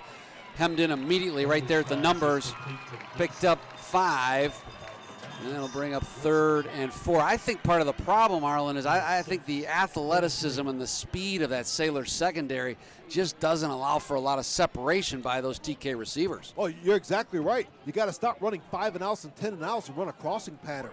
Do something quick across the middle so that on an inside slant, Burbridge can get the ball into the receiver at 5 yards and allow the receiver to pick up some yards after the catch. You're not going to beat South Christian on the perimeter. You got to do something across the middle. Big play here, 3rd and 3 as TK tries to stay on the field with that offense. Skure shows blitz, here he comes. Burbridge runs right to where he vacated. He's very close to a first down over the 17. I think he got it to the 18. That's a big first down for TK. Yeah, TK picking up a desperately needed first down. So they're going to move the chains and keep this drive alive, starting deep in their own territory. Have a little bit of breathing room outside of their own goalposts. It's going to be 1st and 10 from their own 18. And yet I think that South would, if they yield a score here, you got to sort of see it as TK chewing up most of the 5 minutes. I just don't see the big play. It's going to be a lot of short yardage gains as they try to move the chains. 1st and 10 from the 18. Inside of 5 minutes to go in the 3rd quarter. South up 21-6. In motion is the H-back Bonema. Burbridge on a quarterback keeper all the way. A couple of yards. Yeah, again, the speed and the athleticism. You mentioned this earlier, Bob, of the speed and athleticism of the South Christian secondary is really going to prevent TK from, busting an 80-yard touchdown run or a 75-yard touchdown run. Even if they're able to get the ball in open space to a playmaker on a crossing pattern or a post play, South Christian secondary, with Jace DeMann. On 2nd and 9, jet sweep around the left end to Tejada. He is tripped up right at the line of scrimmage. Upended by a nice tackle by DeMann. I tell you what, I'm just amazed at Caden Dykema's agility and lateral ability, Arlen. How many times he's made tackles on inside running plays, sliding over, shedding the blocker, sliding over from that DN position. Impressive. And he's not overthinking it. He's just playing the game. 3rd and 7 now from the 21. The ball at the left hash. 2 receivers out to the right for the quarterback Burbridge. Fenema shows blitz off the left edge. Here he comes. He's picked up on the block. They sling it right flat to Gibson. Had it for a moment, but dropped it at the 24. Would have been well short of the first down. It's Ritzma right there on the coverage again, and it's a punting situation for TK with 3.5 to go. They trailed 21-6. TK just unable to convert the first down, and now they're going to run the risk of punting from right around their own 12-yard line. It's what they did in the first couple of drives. They converted 3rd down plays. They have not done that really since the 2nd quarter on. Jaden Garcia standing back at his 8. He'll kick to Vermas at the 40. I don't think this is going to be a 40-yard boot based on what Garcia has done thus far. And again, it's a high kick, but very short. It's like a pop-up to the second baseman. And every time it's taken a Sailor bounce, this will go out of bounds at the 38, a 16-yard net kick. The ball's popped up, in a sense, higher than it travels horizontally. Yeah, he kicked it to the 40, his own 40. 1st and 10 at the 39 for the Sailors with 3:17 to go. Dahan, the 6'2", 180-pound quarterback, sets up his offense. And they'll probably look to establish the ground game. Not a great passing night for Jake tonight.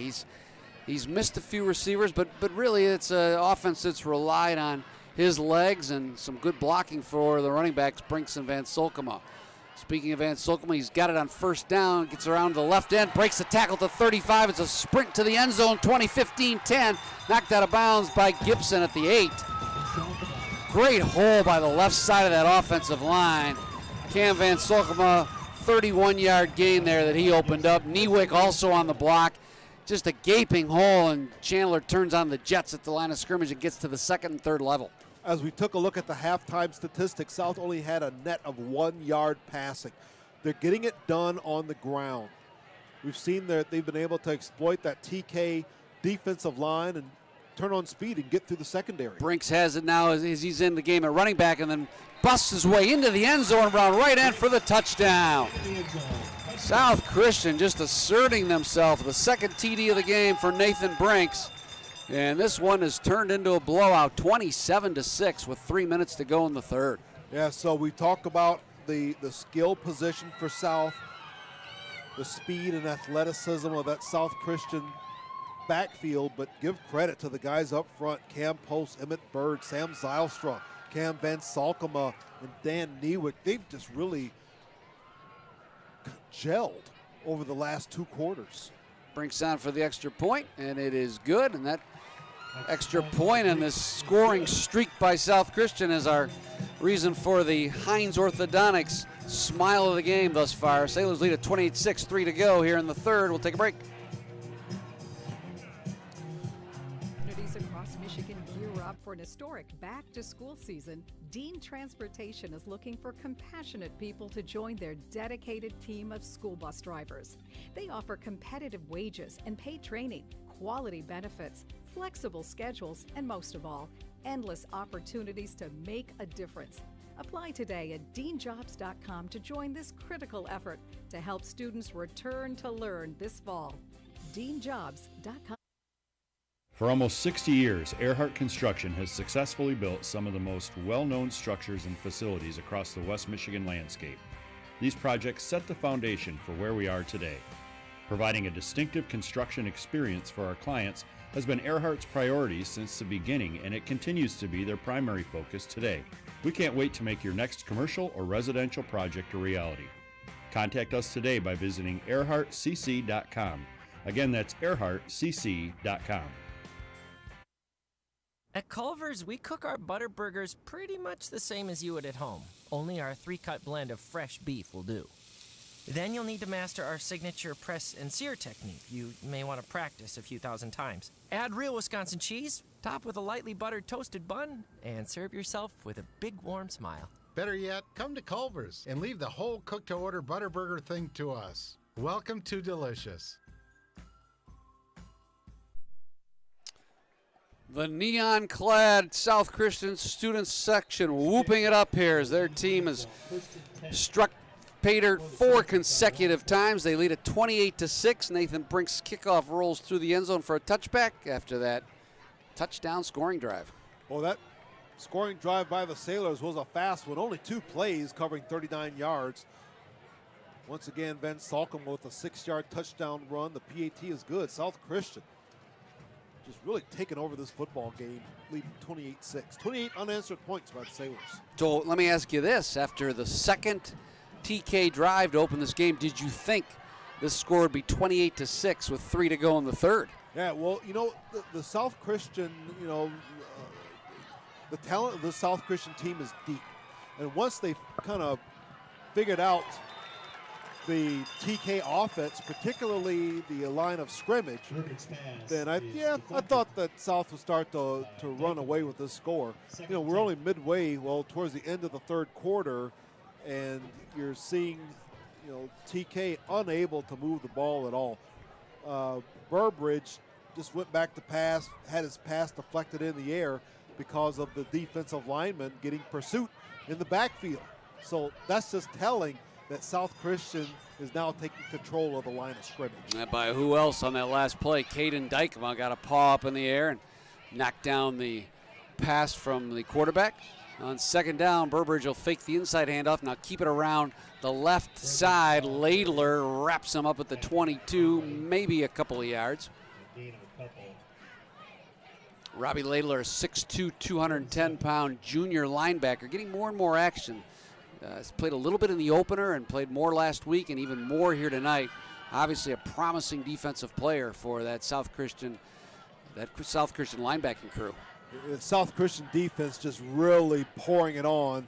TK only 18 total yards in the third period compared to 166 in the first half. Another third down, another third and long for Burbridge. He'll fake to Givette, keep it right up the middle. Laidler's there again, meets him at the line of scrimmage, spills him for maybe a 1-yard gain. 4th and 5 as again that defense rises to the occasion to force a punt. So the TK offensive line in the first half, we saw them getting to the secondary and getting blocks on the South Christian linebackers. Now we're seeing the SC linebackers shed those blocks, keeping their eyes in the backfield, coming up and making tackles for little or no gain. 4th and 5 right now for Thornapple Kellogg. Looks as if they're going to try to go for it. I mentioned Laidler as a linebacker. He's actually been a down lineman as a defensive tackle most of the time he's been out there. They'll go for it here on 4th and 5. Jeff Dock rolling the dice. Back to throws Burbridge. Fires it at the line. Right flat incomplete, intended for Cias. In good coverage again by Ritzema. And South Christian on a 4th and 5 rises to the occasion again for the stop and gives that offense a really short field. 1st and 10 at the 25 with 1:20 to go. Yeah, so Coach Dock, you're wondering why is he going to go for it on his, at his own 25-yard line. Well, let's take a look at what's happened the last few times we've had to punt the ball. The punts have all been less than 20 yards. So take the risk. Go for it on 4th down. Versus the punt that, based on what's happened, the Sailors would have had the ball at the TK 35-yard line. So from the 25, 1st and 10 for Dahan. Play action pass, throws over the middle to a wide open Ashton Fenema, who waltzes into the end zone for the touchdown. Check that, Will Fenema. So what happens when you establish the run game? Play action right there by Dahan.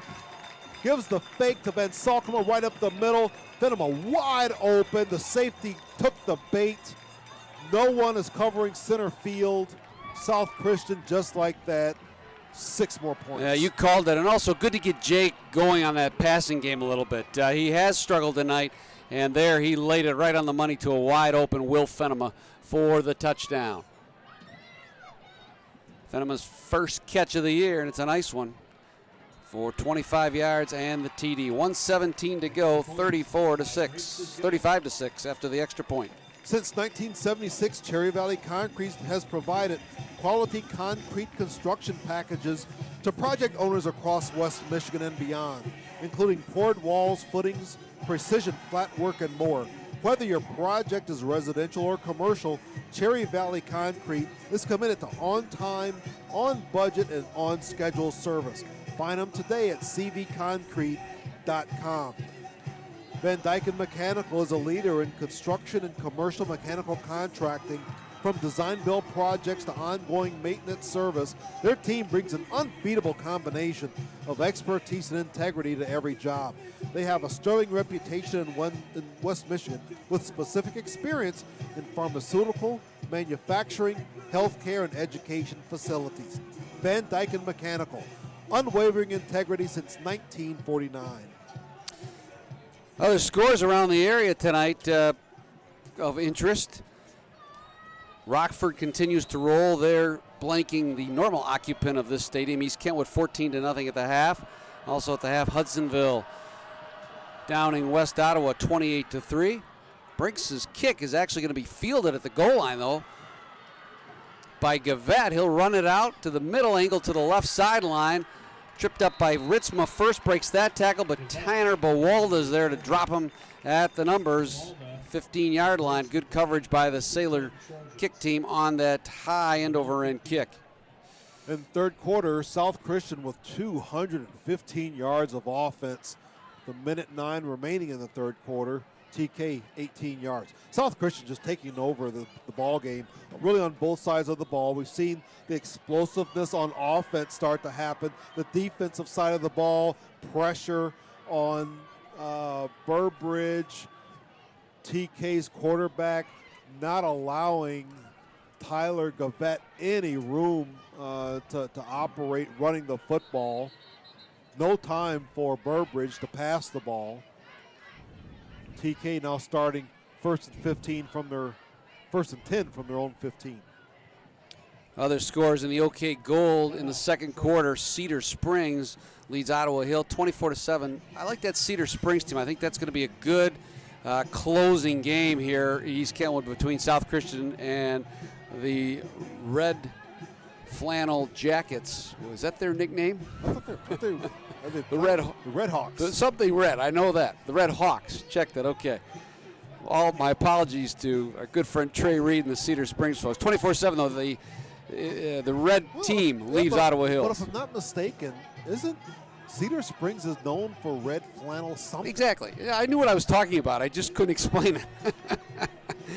Other scores in the OK Gold. Wayland over Kenowa Hills 12-7 at half. And then how about this one? At the intermission, Catholic Central 49-0 over Forest Hills Eastern. That Catholic Central team is an absolute juggernaut. Arguably the best team in the area of all classes, although Rockford may have something to say about that. Caledonia leads Granville in the third, 21-7. Derek Pennington's got those Fighting Scots playing pretty well. I saw them last week, covered their game, and they blanked Lowell 35-0. They're continuing their dominance early in the season tonight against Granville. First and 10. No gain up the middle is Gavette for the Trojans. Other scores. How about this one, Ireland? This is a surprise. At halftime, East Grand Rapids and Grand Rapids Christian locked in a tight one, 11-10. Pioneers have the edge by 1. And then there's Byron Center, who avoided another COVID game this week. Greenville was their opponent.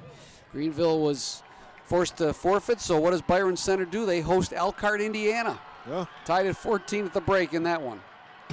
It's so important that you keep games on your schedule and find them if one gets canceled because of COVID. 24 seconds to go in the third quarter on second down. Absolutely nowhere to go for TK. And then one other score to share that I think is probably pretty impressive as well. Unity Christian at the half leads Hamilton 52-7. And if I'll do the math right, Unity is continuing their streak of, they haven't punted yet this year. The only time they've been stopped on offense is when the clock expires and they take a knee at the end of the half of the game. You know, 52 points from the Crusaders. We know that they run that T offense or the wing offense. They're just running up and down the field. Here against TK, South Christian leads 35-6. We completed the third quarter. Stick around. The fourth quarter is next. You're listening to South Christian Football on MichiganSportsRadio.com and watching on the Sailor Zone. Yep, Ruth's Chris Steakhouse Grand Rapids is the very best choice for an unforgettable evening with family, friends, and colleagues. Create memorable experiences and celebrate with the sizzle of a steak served on a 500-degree plate. The casual elegance and atmosphere makes Ruth's Chris Steakhouse Grand Rapids the perfect location for every occasion. Visit us online at rootschris.com.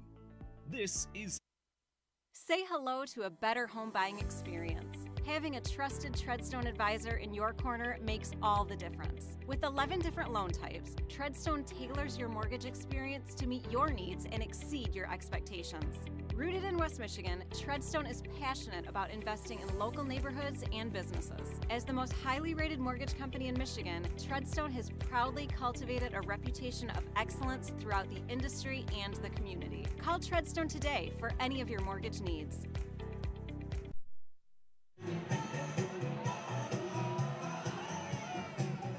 Bob Sack and Arlen Gaddy back with you to start the fourth quarter. South Christian in command here, leading 35-6, and Arlen Tim Chenoweth hands us a stat that says it all. Yeah, so TK first half, 10 first downs. In the third quarter, they had 1. This Thornapple Kellogg team, they become one-dimensional. Burbridge on a play action. He had a wide open Gavette in the right flat, although Vermas was closing quickly. The pass was short hop to Gavette, incomplete, and it brings up 4th and 9. And this time I think Jeff Dock's going to kick it away because I would say he's about to wave the white flag. Yep, and so this is it's a TK team that started out exciting with a lot of run, pass, option, had a real diverse offensive scheme coming into the game, real balance, and now down 35-6. So let's go back to that first half. What happened as Jaden Garcia angles a punt out of bounds at the 40? Great field position again for South. What happened defensively that just changed the flow after those first 2 drives? Yeah, I think South Christian brought additional pressure from the safety. We saw a safety blitz when they were able to get to Burbridge for the sack. That began to kind of turn the momentum of the game. On the line of scrimmage, South Christian, they were just unable to, get control and to dominate the line of scrimmage and understand the blocking scheme. Once they found that out, determined how to exploit TK's, rush defense weakness, then the entire game has changed. It hasn't been DeHaan lighting it up through the air as we're accustomed to seeing. It's been South Christian grinding it out. Like right now, they're in a bunch formation with 2 tight ends, and they're running the football down the field. Van Solkema takes the handoff from DeHaan, has a gaping hole right up the middle. Zach Gibson saved a touchdown at the 32. Chandler, after a slow first half on the ground, has really amassed the yards here in the third quarter. Yeah. South Christian looking for perhaps a score that will send this into a running clock. Chandler Van Solkema with 9 carries for 97 yards, closing in on the century mark. On second down, play action. DeHaan guns it over the middle, just a little over the outstretched arms down at the 15-yard line for Will Fenema. He threw into double coverage. Good coverage that time by Bushman with a little help from Gibson. Yeah, he threw into double coverage, and dangerously he threw high into double coverage, and those usually come back as interceptions, particularly when they're across the middle. Rule of thumb for a quarterback, you don't want to throw short in the flat, and you don't want to throw high across the middle. On 3rd and 2, it is Van Solkema. No, it's Brinks now in the lineup. He's got a first down inside the 30, wrapped up there by Matthew Middleton. 4-yard gain, and that's a Sailor first down at the 29 with 11:14 to go. Yep. Nate Brinks, 64 yards on 5 carries. 2 touchdowns tonight. Nice performance for that young man. We'll talk about Arlen Gaddy's day tomorrow in just a moment, but he's got a dream day tomorrow. Oh, wait till you hear it. On 1st and 10, Brinks off left tackle, breaks, slips out of a tackle at the line of scrimmage, and squirms his way for a couple before Matthew Middleton was there. Brinks really with his first appearance this season in the backfield of extensive time, and he's made the most of it. All right, give us your lineup tomorrow. Well, this is going to be amazing. So once we finish up here tonight, I'm going to go home, take a quick nap, and then I'm on the road for Columbus, Ohio. So for our listeners who do not know, I'm a Buckeye, okay, just keep listening, everybody. We all have to belong to something. And so on first down, Van Solkema finds a hole on second down and waltzes down the right sideline into the end zone, romping into the secondary for another touchdown, a 28-yard TD run. Again, it's that same play, that sweep. He cuts it upfield. This one may come back, though. There's a flag on the play. Yeah, it looks like there's going to be a hold at about the 27-yard line against the Sailors. That's coming back. But it's that run is the same thing that we've seen the Sailors have success on most of the night tonight. Off tackle. You get to the line of scrimmage, cut to the outside. Great blocking downfield by the receivers. That allows, whether it's Van Solkema or one of the other trio of backs, to get to the second level with TK, and once in the second level, it's going to be difficult for anyone to beat them. But that one's coming back. So 2nd and 18 from the TK 38. Robbie Laidler now in the game at that right tight end. Same play. They run that sweep to the right side. This time Van Solkom was tripped up after about a 6-yard gain. Gibson found a way to chop him down there. Still got 6, and it'll be 3rd down and 14. Yeah. So great game in the Horseshoe tomorrow. Ohio State against the Oregon Ducks. Looking forward to that. Noon kickoff, which is a little unusual for a game down there in Columbus. But after that, I'm going to, grab a bite to eat with some friends down in Columbus, and then I'm heading up north. And I'm going to stop in and do an encore and see the Huskies and the Wolverines go at it. Oh, what a great day of football. You've got the Pac-10 Big Ten Classic tomorrow. On 4th down, South will go for it. They try Van Solkom again around left end. He is upended at the 30, and that'll turn the ball over on downs as South Christian thought they had a running clock, but not quite. Kind of surprised to hear you aren't headed down to the big house tomorrow. You usually catch a few of those Michigan games every year. I do. I was there last week, and I tell you what, you'll feel this tomorrow. It was so good to be back in a big football stadium with a whole lot of people.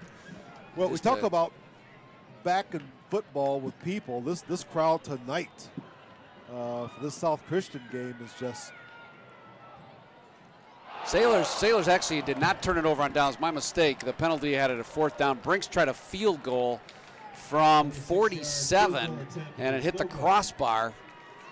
How about that? Wow. Pretty good leg, though. Yeah. Pretty good leg. He had a 46-yarder at Grand Rapids Christian in the first game of the year, and he nearly had a 47-yard field goal there. So that's going to be a nice weapon for South as they move through this season. There's so few teams with a weapon in place kicking. You can win a lot of games down the stretch, get a lot of points on the board if you have someone who's going to be a threat once you're inside the 25-yard line. Now, Arlen, I thought that in high school, and I'm obviously mistaken, I thought a missed field goal comes back to the line of scrimmage, but that ball was marked at the 20, so it's a touchback on the missed field goal, which is another reason to try it. That's right. If you can get it to the end zone, you start your opponent at their 20-yard line. 1st and 10 for Burbridge. He'll hand off to Gavette around the right end. Bottled up nicely right there at the line of scrimmage, maybe a yard. Good pursuit by the Sailors. Josh Harkema into the game at tackle, helping to corral the runner. Sawyer Terhoff also in there right now. He's at the defensive end replacing Dykema. For those watching on television, he is number 20. Ashton Fenema, number 11, is the right end. 62 is the right tackle. That's Ethan Nienhuis. He just made the stop on the previous play. 2nd and 8 for Burbridge. He'll keep it around the left end. Hemmed in nicely, turned in nicely by Fenema, and then cleaned up by Skur at the 28, a gain of about 4. Sets up 3rd down and 3 from the 27. Yeah, so South Christian now getting some wholesale changes in, getting some fresh young bodies on the defensive side of the ball. Particularly the interior line. They've done a nice job of that all year long, really rotating guys like Klump, Seitzma, Laidler. 3rd and 3, Burbridge gives it to the big fella Garcia over right guard, nothing doing. Jake Cashin was there. So was Daniel Klump, and they stopped him for maybe a yard. Yeah, give credit to that, just the pursuit of the South Christian defensive front.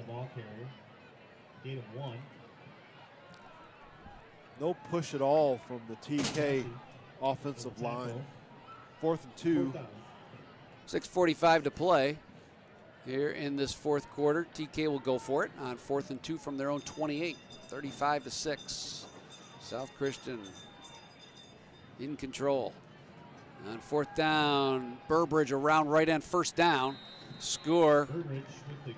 Got him by the ankles, but he still was able to lean outside the numbers to the 32 for a 1st down. So we saw Burbridge early in this game throw the ball downfield, had a couple of nice receptions, 166 yards for 100 yards passing for Burbridge. You know, we haven't seen much at all here in the second half with him throwing the ball downfield. This time on first down, he hands to Garcia, who plows his way over left tackle. Ashton Fenema spills him there at the 35. He had 3 versus Garcia, the ball carrier. 2nd and 7. Sailors again rotating new players into that line. Daniel Klump, Jeff Clapp, Bryce Lemon coming out of the game. Easton Vandermolen now in at the defensive line, young player. Secondary still is intact for the most part, though. Veldhuizen, Ritzma, Demand back there. On second down, they fake sweep, and Burbridge drives it right up the middle for a first down out to the 44. And excited Easton Vandermolen makes that tackle. Another first down for TK. Tackled by Vandermolen. 5:13 to play. 1st and 10. Next week, game that we've been waiting for a while. South Christian and Catholic Central. We'll talk about that as we head down the stretch of this one. With the Sailors all but having sewed up this second win of the year. On first down, Burbridge fakes the jet sweep to Gibson, keeps and slashes his way for a 3-yard gain over the right side. Tackle. 2nd and 7. So Arlen, it's 4 minutes to go. South Christian on their way to their second win against one loss. They'll keep Middleville winless. I remember you and I sitting down with Danny Brown about a month ago, and he talked a little bit about the Catholic Central South Christian rivalry. I asked him the question. I said, Danny, would you like to play him late in the year like you did last year? Remember that was for the league championship? I said, or would you rather play him as Burbridge on a play action pass throws over the middle to a wide open Cias at the 42, outside the hash mark and outside the numbers into Sailor territory at the 20, down to the 10, 5, into the end zone. No, he fumbled the ball out of bounds at the 4. Dropped the ball on a good tackle, good recovery tackle by Brady Nitz there at the 4, knocked it away. A 49-yard crossing route to Jackson Cias. And it'll be 1st and goal at the 4 for the Trojans. But I asked him, I said, would you rather play him now, early, like this year, early in the season in week 4? He said to me, Bob, I don't care when we play them. I'd like to play him every week if I could. That's how much he wants this game, how much last year just gnaws at him. A 28-27 overtime loss in a game that was, again, right there for South Christian to take. It is the true red-letter game on the schedule, isn't it? Yeah, absolutely it is. And ever since that game last year, that's something that the Sailors have been looking at, thinking about, probably circling it on calendars and preparing for it. You never want to look ahead on a schedule past anyone, but you always know that, that SC versus CC game is going to be a barn burner. You always want to play your best game against your stiffest competition. And that's what South Christian did last year. I wouldn't expect anything different come next week. That really was a great game last year. Sailors jumped out to a 14-0 lead, just dominated the first half. And Joey Silveri and his coach Todd Colster made some adjustments at halftime. Remember that? And all of a sudden that offense got uncorked in the second half, mainly on the legs of Silveri and Nick Holland. Holland's gone, but Silveri returns. His new favorite target now is Nolan Ziegler, who's headed to Notre Dame next year to play safety. Silveri, arguably, maybe the best dual-threat quarterback in the state. Yeah, so what do you do when you're facing talent like that? Well, you got to take one of them out of the game. You got to kind of focus on one and force the other one to kind of beat you. I'm looking forward to seeing, how, as a quarterback, how he does against this South Christian secondary. 1st and goal for TK. They're out of the wishbone now. Full house backfield. Ends in tight. They give us to Gibson, and around the right side, cuts it back in the middle of the field, and strolls into the end zone for a touchdown. Where was that formation all day? Interesting call there by Jeff Dock going to the wishbone, and it results in a TK TD. Yeah, you know, similar to the wing T. You know, you got that wishbone formation, 4 potential ball carriers. That fullback hits the hole quickly, and he's either going to take out a linebacker or he's going to draw. He's going to draw an outside linebacker in. So we used to see that a lot of times with the old option play, but haven't seen a wishbone formation in a long time. 35-12 now. South Christian still on top as Middleville cuts the gap a little bit. They will go for 2. Ball marked at the left hash. 2 receivers wide to the wide side, the right side. Gavette is the running back to Burbridge's right. Summerhays is the H-back. Play action, throws over the middle, complete in the end zone, caught by Westcott for the 2-point conversion. A flag on the play. I think that's going to be interference or defensive holding. Should result in a 2-point conversion for the Trojans. Yeah, I think they're going to call defensive holding. The PAT is still going to be good. Pass is complete.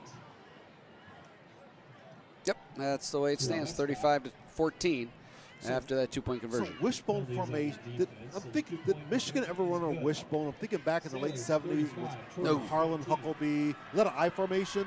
Yeah. Triple option, but out of the I formation. Can you give to that fullback, or it was Oklahoma that had the great wishbone teams in Texas? Yeah, remember that? That's right. Yeah. You don't see that much in the SEC anymore, do you? The wishbone offense. No, not at all. So Michigan Sports Radio will be on hand for next week's game. They'll have the coverage of that. Michigan Sports Radio is also a Grand Rapids Catholic Central station. Our GRCC is a MSR team, so that game will be covered by John Matlack. Harlan Legatti, you'll be there as well. I'll be back in the studio for 96.1. So that scoring drive by TK, 9 plays, an 80-yard drive capped off by Gibson's 3-yard touchdown run. The 2-point PAT is good, so the Sailors' lead is cut 35-14 with 3 minutes, 50 seconds remaining in the contest.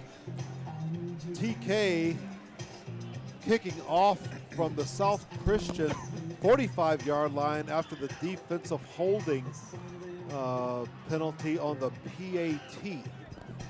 Interesting.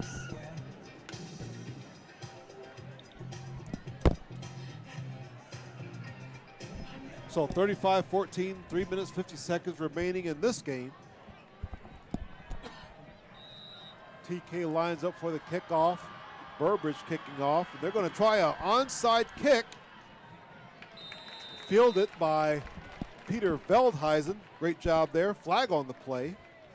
Probably a late hit. Or it didn't go far enough, perhaps. Recovered by Veldhuizen. Or offside. Penalty flag on the play. All kinds of options here. Yep. A triple option, so to speak. There you go.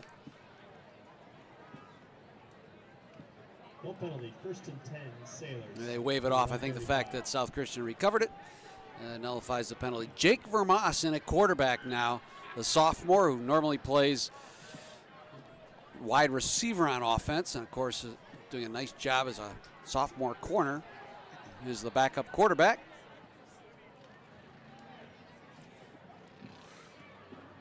He'll send Nate Brinks as his running back. Looks like Jake Cashin in at the H-back spot, so expect a steady diet of Nate Brinks here to run out the clock.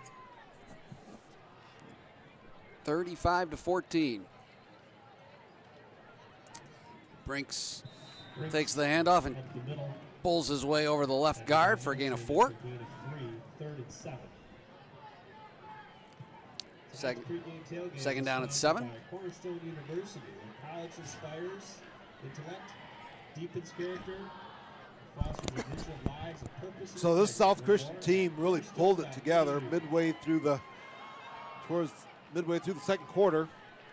Came out at halftime and took the halftime kickoff, marched the ball down the field, punched it in the end zone, and they have not looked back. From their own 39, south at the right hash. 2nd down and 7. High snap for Moss.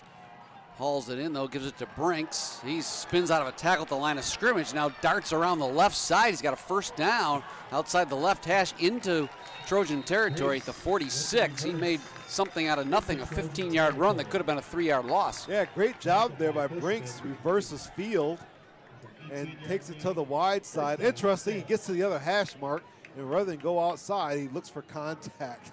It gives the safety a shot. After picking up a first down, moving the ball into TK Trojan territory, 1st and 10 South Christian at the Thornapple Kellogg 46. Into the game at running back is Sam Barr. Now the junior getting his first look here as the clock winds down towards 2 minutes.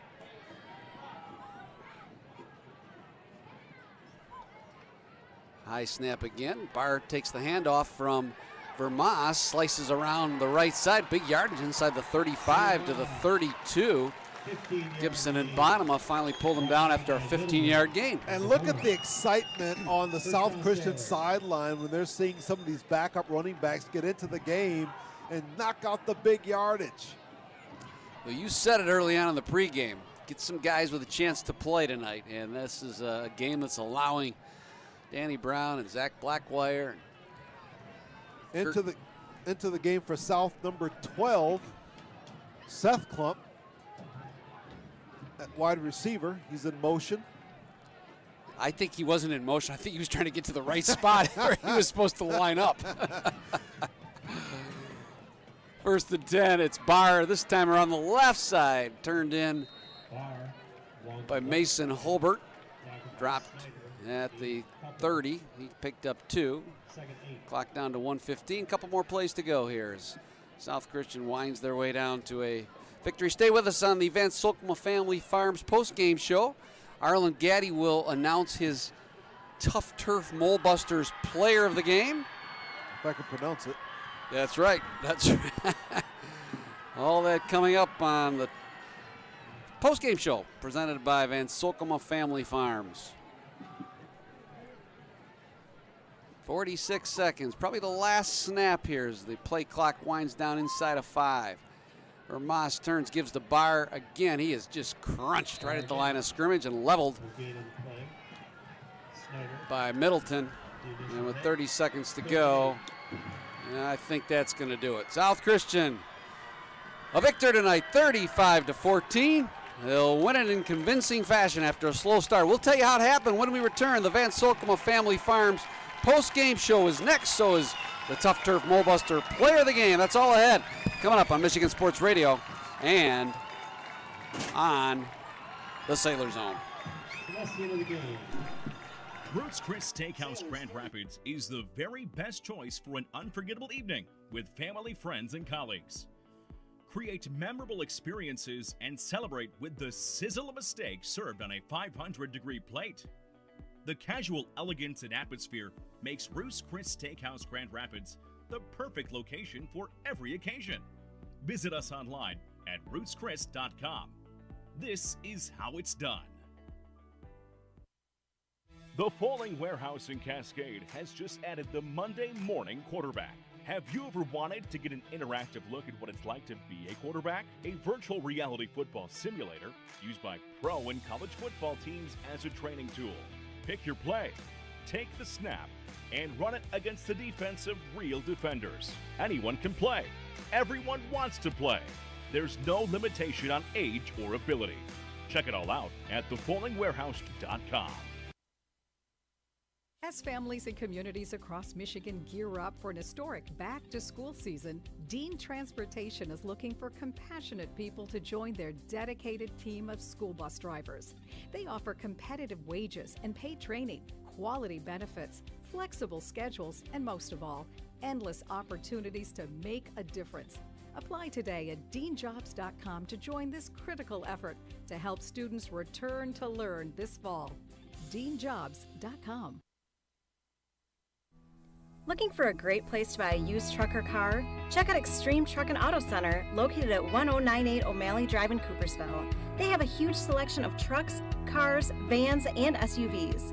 Stop by their lot or give them a call at 616-384-3777. You can check out their inventory at xtacenter.com. Looking for fresh food, variety, and great deals? Shop your local Family Fare supermarket and sign up for our Yes Rewards program for everyday savings, exclusive digital coupons, rewards, and other special perks. Plus, you can use your Yes account to shop online with the Fast Lane, our new online grocery shopping service. Just order online, select pickup, and we'll do all your shopping for you. It's that easy. To learn more about shopping with Yes at Family Fare, visit shopfamilyfare.com. At Ferris State University, we're here to get you there with programs crafted to get you ready to meet the demands of the job market today and tomorrow. Want to learn more? Go to ferris.edu/now to see if you might qualify for free tuition through the Ferris Launch Initiative and complete your free online application today. We're here to help you build more than a class schedule. We're here to help you build a career. Go to ferris.edu/now because your future is forward. Ferris Forward.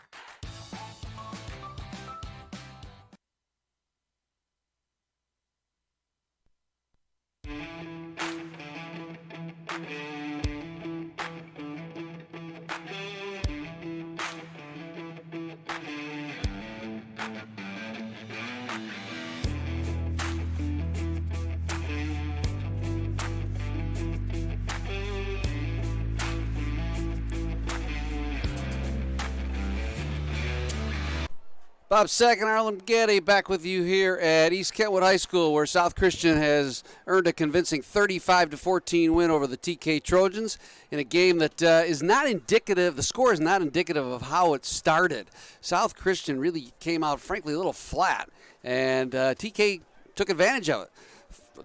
Trojans took the opening kickoff, moved 75 yards in 12 plays on a beautiful drive. Carson Burbridge capped it off with a 1-yard touchdown run that made it 6-0. That 6-minute drive really set the Sailors back on their heels. The South Christian defense will yield another long drive in the first quarter. This one, though, was stopped in the red zone, and that was the way the first quarter ended, 6-0 in favor of TK. Sailors finally got it going late in the second quarter, though, as the offense began to get untracked thanks to the legs of Nate Brinks. He darted 43 yards for a touchdown with a minute 55 to go in the second quarter. Kick was good. That kept off a 4-play, 56-yard drive. Sailors led 7-6 inside of 2 minutes to go in the first half. A strong defensive stand and good use of timeouts generated the ball right back in South Christian's hands on the ensuing TK possession. Sailors didn't waste any time. 2 plays, 40 yards. Jake DeHaan sprinted around left end for 46 yards and a score. Kick was good, and that's how the half ended, 14-6. South Christian on top.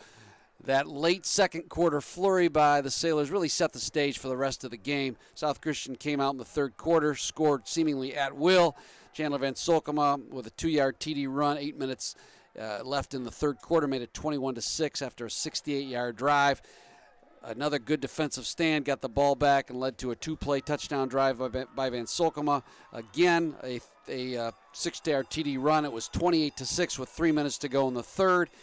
After another quick defensive stand, South Christian sort of put the nail in the coffin. Jake DeHaan finding a wide-open Will Fenema for 25 yards and a score with just a minute 17 to go in the third, and it was 35-6.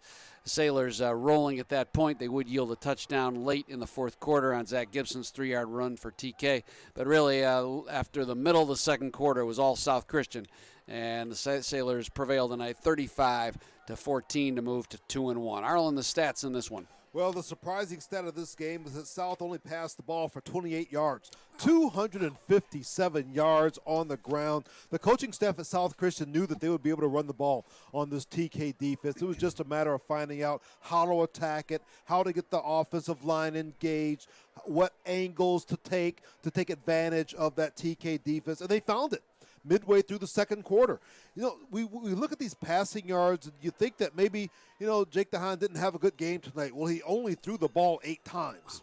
So the lack of yardage is no indication in his inability to kind of hit his stride tonight. This was a game where South Christian wanted to establish a running attack. And because of that, I would say that they were very, very successful. Just a terrific night of high school football on a gorgeous late summer Friday night. A wonderful tailgate to start the evening, a enthusiastic neon-clad student section tonight, and a big crowd here for South Christian to watch the Sailors win it 35-14.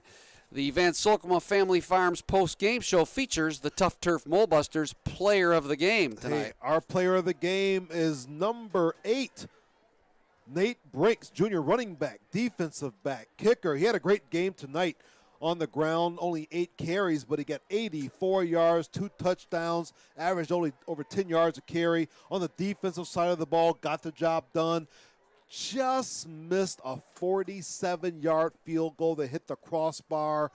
What a game tonight for that young man. He's our Tough Turf Molebuster player of the game. All right, so beautiful night tonight. Sets up what ought to be a terrific evening of football next Friday night over at the Cougar Athletic Trail over on Leffingwell and Leonard as South Christian visits Catholic Central for the OK Gold Showdown.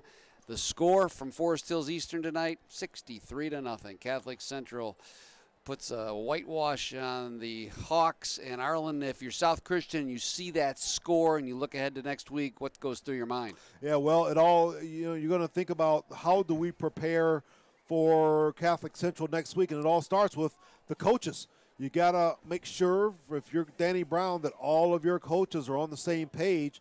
Second step to that is to have a great week of practice. Sharp, sharper, sharpest. You're going to just recover tomorrow. You're going to look at some film on Monday, and then Tuesday, Wednesday, Thursday, each day, you're going to go a little bit higher. You're going to go a little bit further, go a little bit deeper into your playbook so that come Friday night, you're ready to go at the Cat. All right.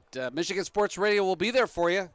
Airtime 6:30 on Michigan Sports Radio. John Matlack will have the call with the Catholic Central Network. I'll be in the studio for 96.1. Arlen Gaddy will be part of that broadcast to give you the South Christian perspective in what promises to be the game of the year, certainly in the OK Gold, and going a long way in determining the conference championship. That's all next week. Make sure you join us on Michigan Sports Radio.